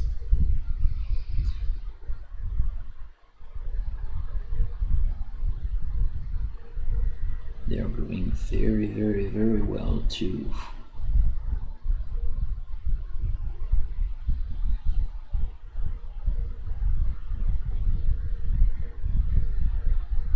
Okay. Okay. Not that bad.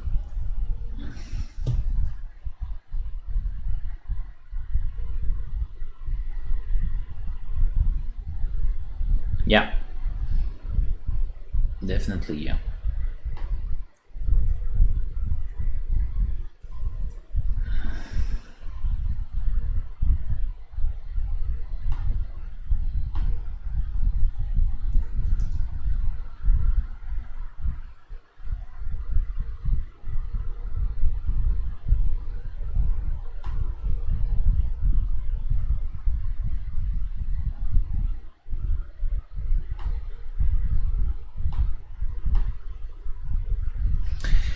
Oh yeah, specifically with Vallejo, you definitely have to avoid any type of alcohol in any thinner you're using. So you just have to use their own brand, their own thinner brand, which is great. Not the thinner, the thinner. It's called thinner, but it's more flow improver. This is definitely the only thing you can use for using Vallejos with an airbrush. If you have any type of alcohol that even if you're using some kind of a airbrush cleaner with alcohol in it, if you have any just slight trace of alcohol, this will clog the paint will become something like a mud jelly thing. It's awful.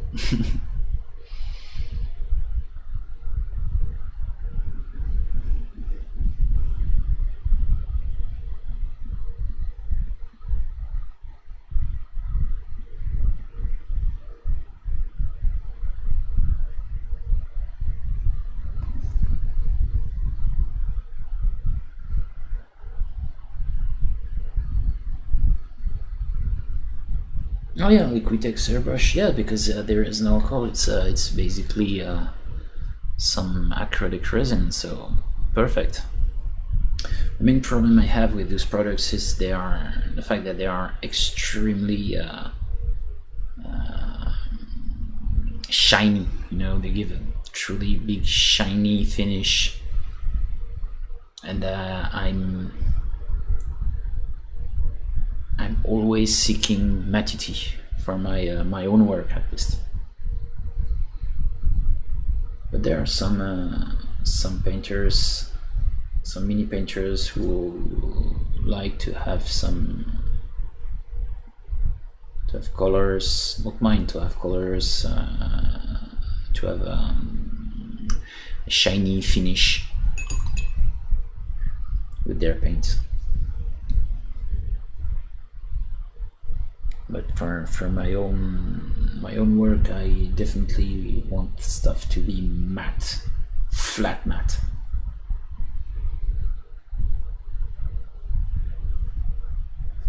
I know that, you know, the saturation, the chroma, just take the heat. Because if my color are that matte, they are not the purest imaginable, but definitely I prefer to avoid any type of you know, parasitical lights.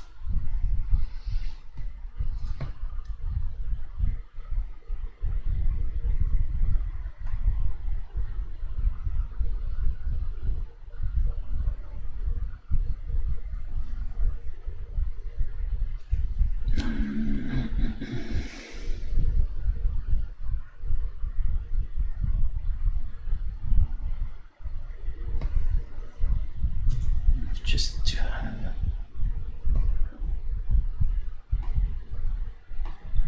some, yeah, okay, okay. That also is golden.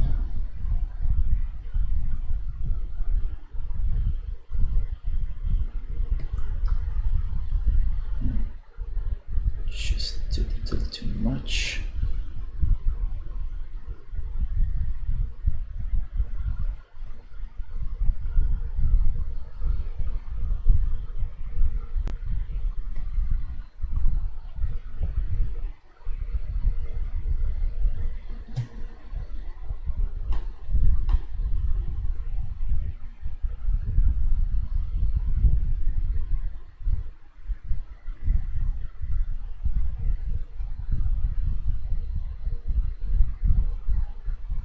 Oh, yeah, I can understand that you can have some problems, but the retarder, I hope it was not something alcohol based, because this can truly mess with your paint.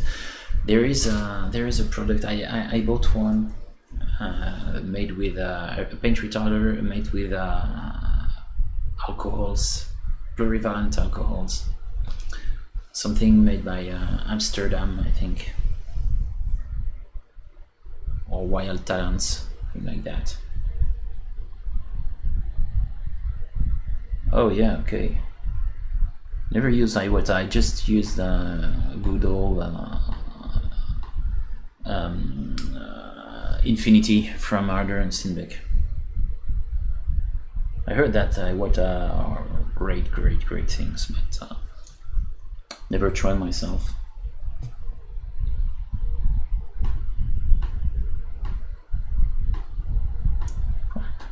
Yeah. Okay.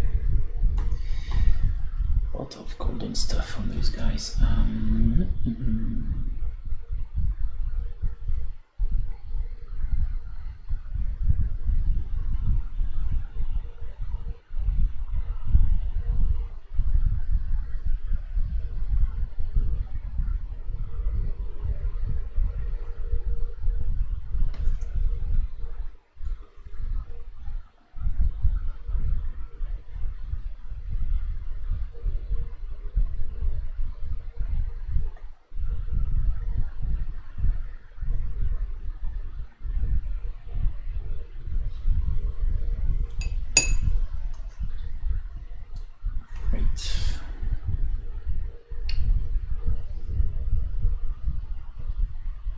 Oh yeah, okay, it was just glycerin. Oh, So it's the problem with just the very nature of the paint. So yeah.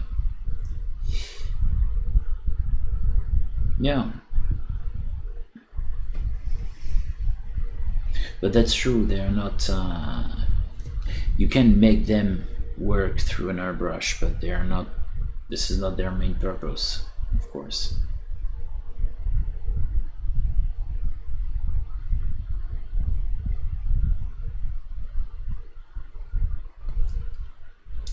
But for working with a classic brush, they are so good.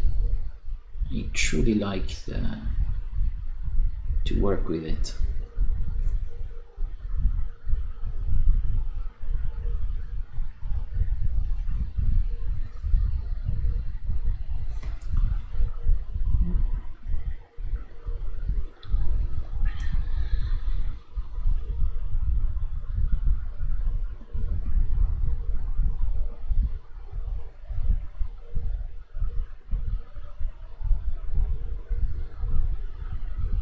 Oh, maybe the reason is the scarcity of material. No, I heard that it's harder and harder to find some metals. So the prices are increasing by tremendous amounts.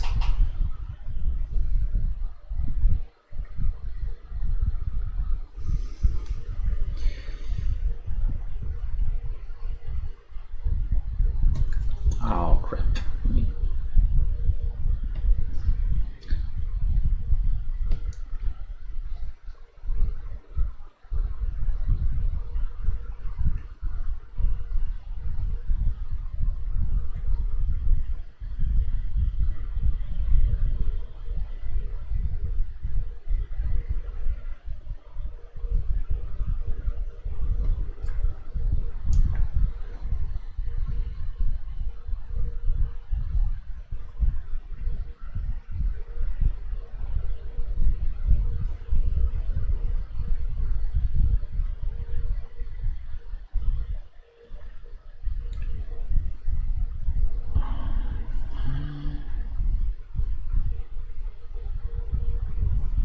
Okay, and a little one there.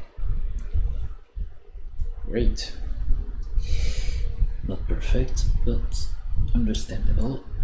Now some shadows.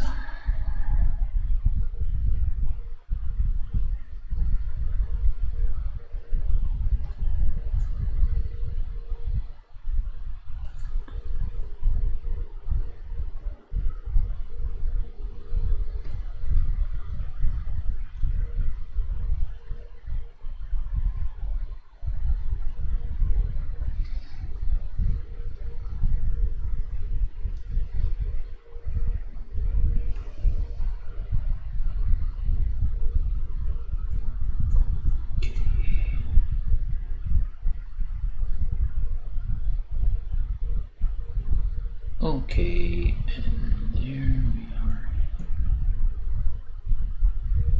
Here.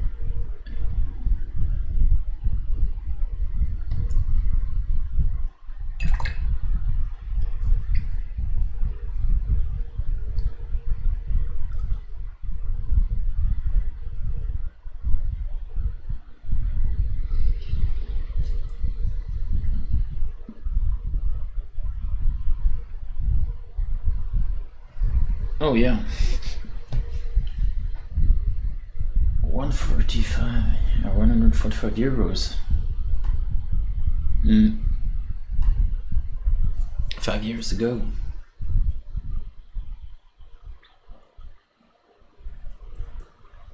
Just check the price of the Infinity 2-in-1.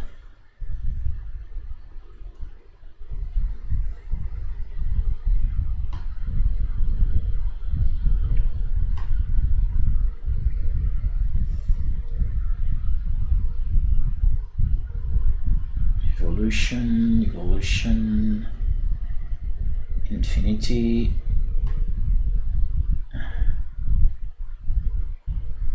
Holy crap, yeah. Okay, it's also the case with Infinity. They're quite expensive. Crap. There are some quite nice stuff in aluminum. Holy crap, it's extra. Yeah, okay.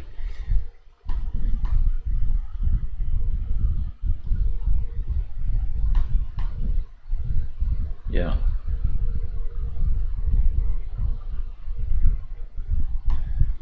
The prices here in France are also quite high for products like Modern Steinbeck Infinity.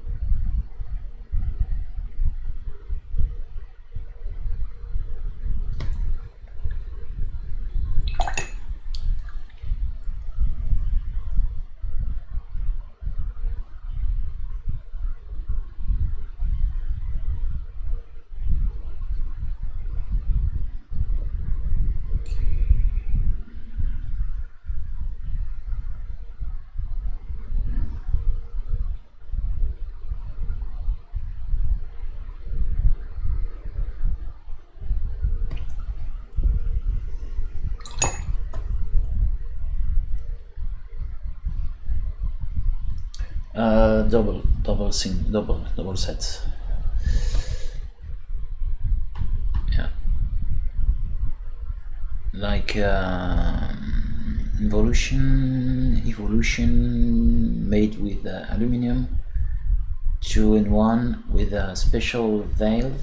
I mean, yeah, and it's 259 euros. But I think it was very it was cheaper a few years ago.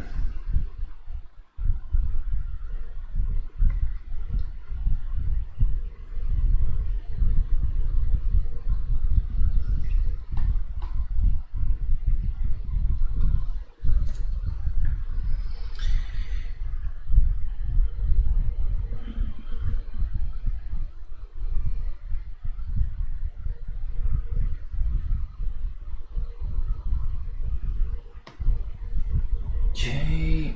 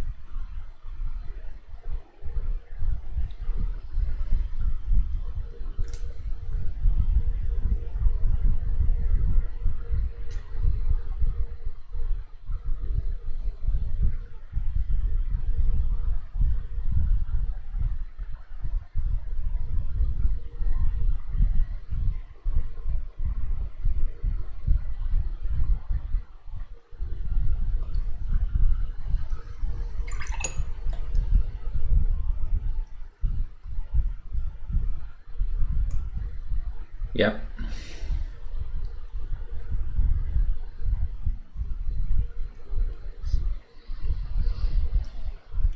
Definitely.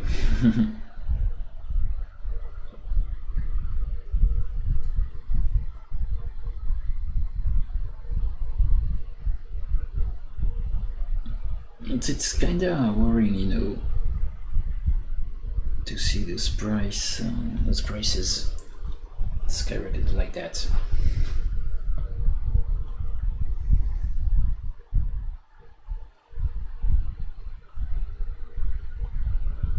hope it's not a warning, for something deeper. Because yeah, scarcity can be a bad sign. Because I had a friend that said to me, "Oh, if you want to make a PC for you to buy stuff for assemble PC, you'll face some quite big expenses, because every part of hardware seems to have known a big increase in prices."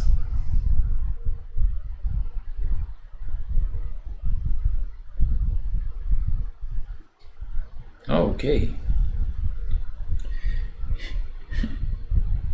You've been lucky.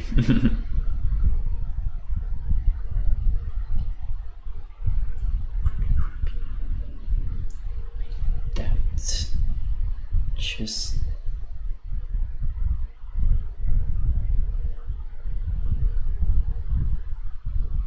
crappy lights here.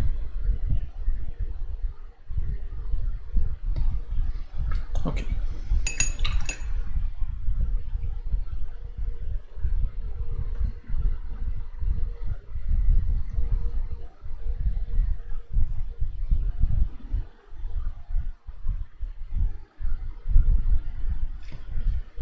Great.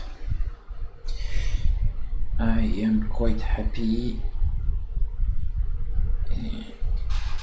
The base is not bad, so it's okay. This is okay.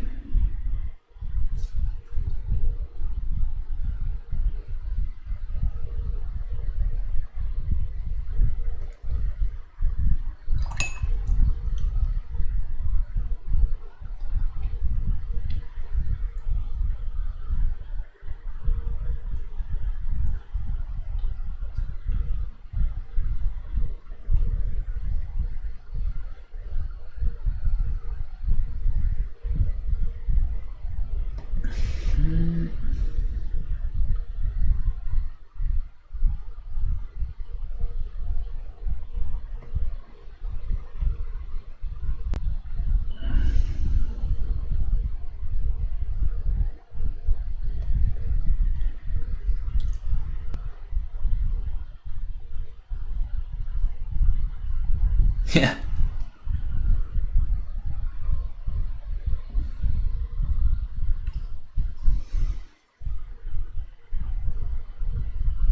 Oh, I bought mine online, so I can't corrupt anyone. Damn.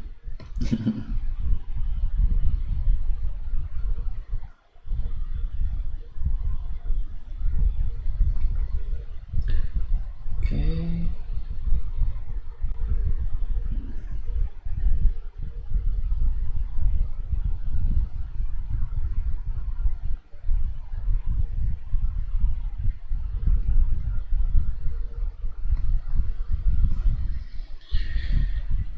Uh-huh.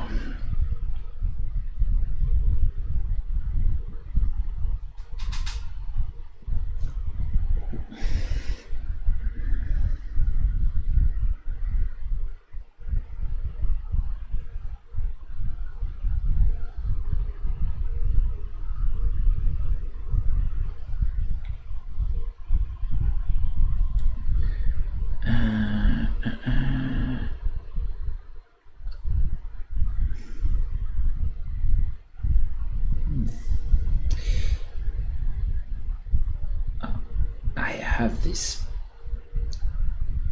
problem when I'm just slightly hungry. I face some harsh difficulties, some big difficulties for remaining focused. And when I I'm experiencing the first signs of hypoglycemia. I'm starting to shake like hell. I can compensate, but I feel that my crap limbs are not doing great.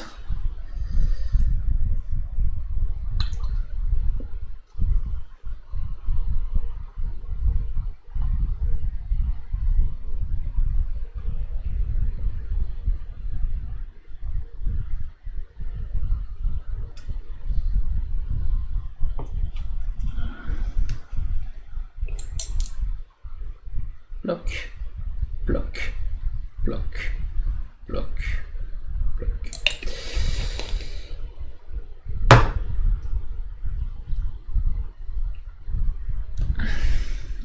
Now,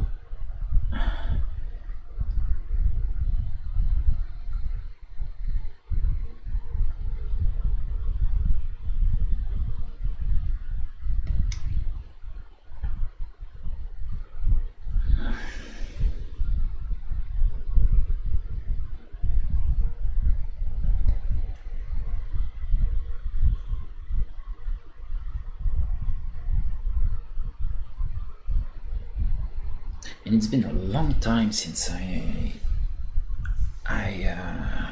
went to a contest, but because with the overall situation with the beer bug, it's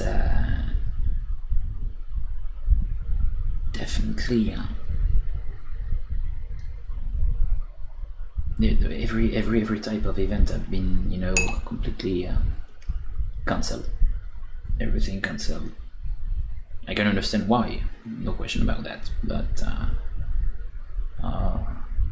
I miss some good old competition.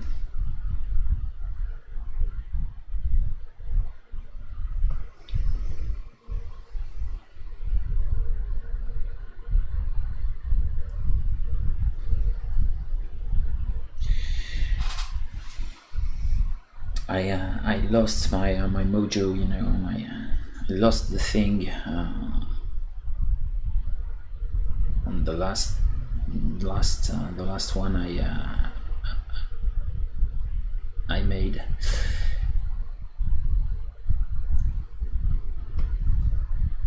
And now everything is cancelled, and yeah, I'm kinda missing it a little.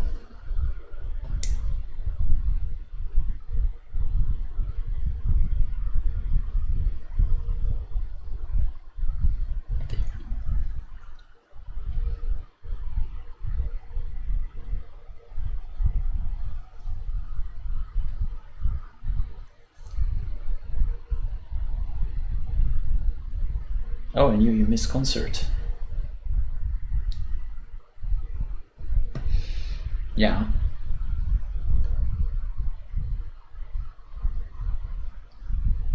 No, it was very strange. When I used to be a musician, I enjoyed to be on stage and to play, but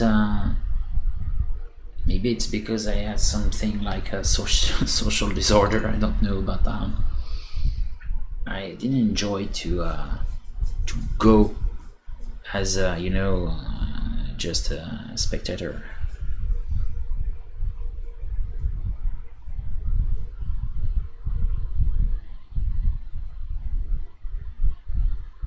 Like to be on stage, but not to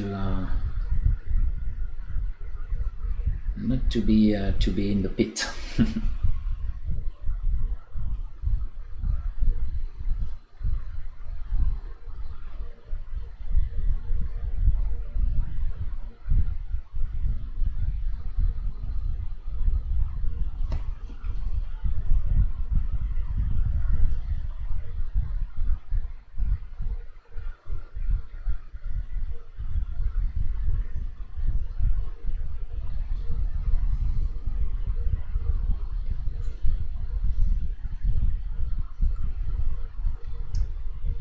Okay.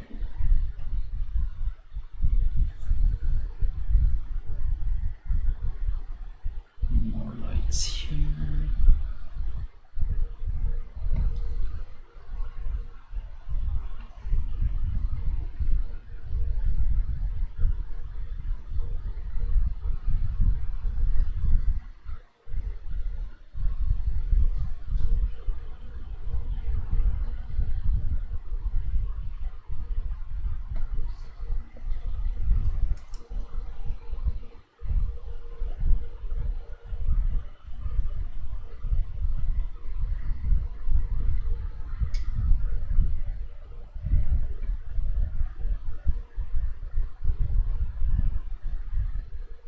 Okay, big festival. Nice name, Rockway.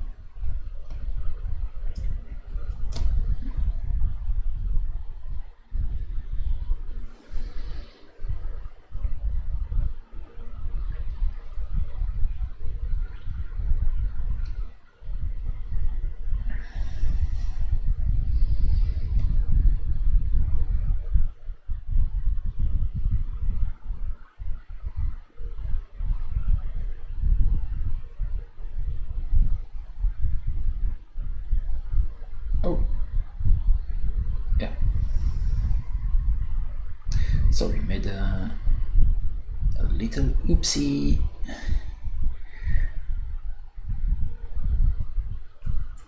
Onto my trackpad. So yeah, you had big groups. Great. Good bands.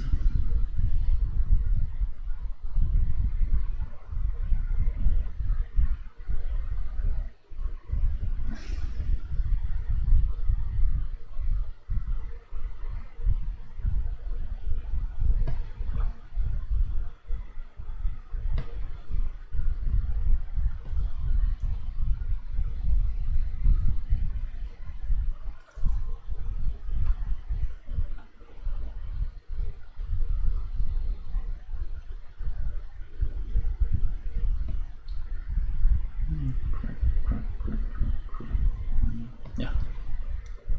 Better. Oh yeah. Big bands.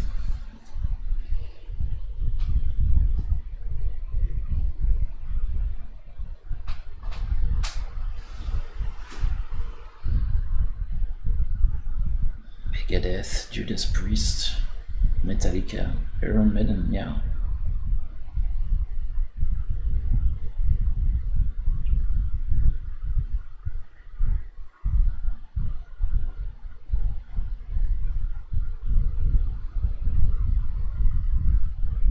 Definitely, yeah, big bands.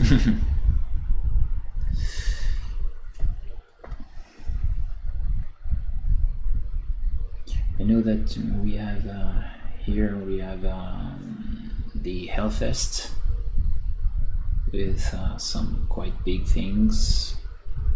Never went there, but I know that there are some quite big names.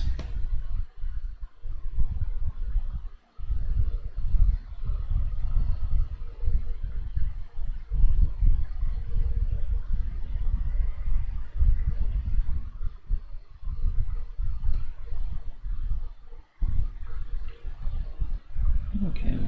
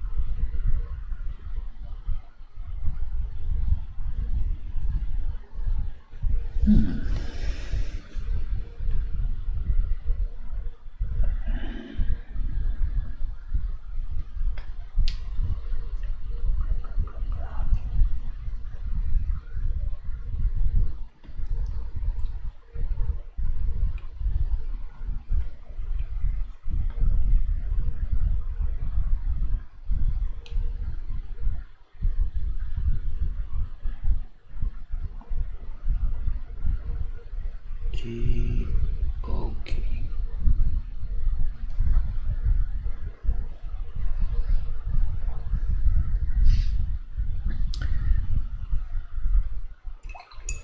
Strangely enough, I remember that in I think it's one of the last editions, just before everything was cancelled. In during the one of the issue of Hellfest, we had Carpenter Brute, which is a great name in the retro wave scene. Currently, I have one of his wonderful music and currently in my ears, called Turbo Killer. Great thing. Never listen that in your car. You will just go too fast.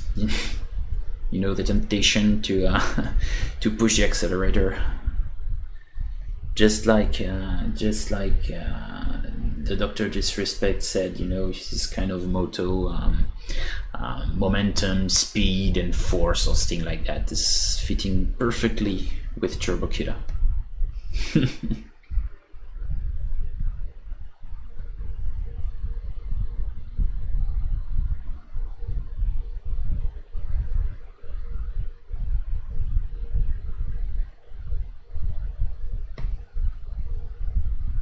No, I think Dr. Disrespect, it's violence, speed, momentum. It's that. The guy is fucking genius. Marketing genius, this guy. I have a lot of respect for Dr. Disrespect. But I'm not a member of the Champions Club. But the guy is kind of funny, good entertainer.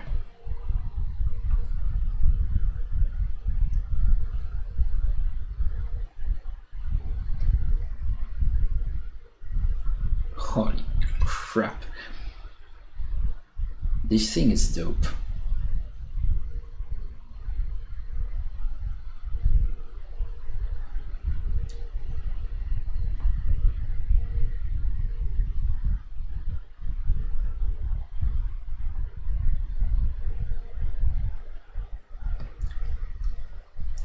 Okay.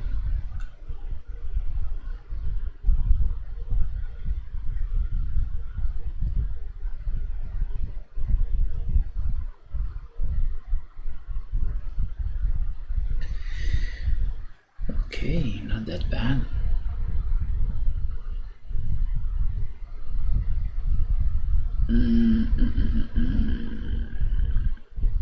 Okay, I think I will wrap this up for today, because I really need to eat something, and I will have to make another wet palette for continuing this thing. I will try to push the work on some details and assemble the thing, and maybe we'll make another live stream, but with everything in place, just for the finishing touches.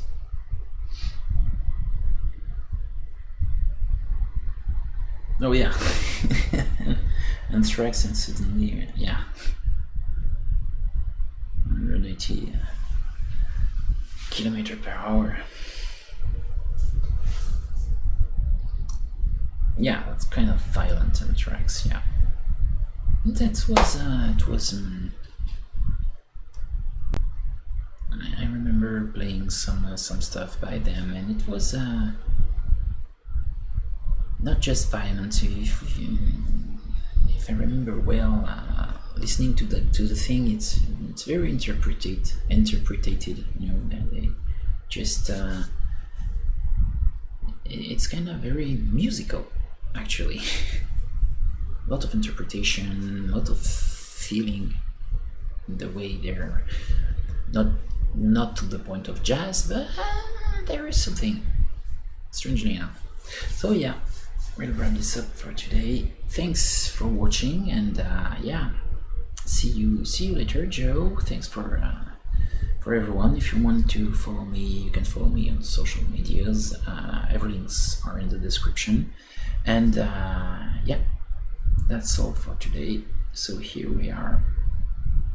I refine a little the work here and there, put some nice reflections, and I will continue off screen for refining things and pushing some details and having nice finishing touches here and there, and we'll try to assemble everything and finish my work with everything in place. So yeah, thanks for watching, and just like another big YouTuber just said, you take care, bye for now, and yeah, thanks.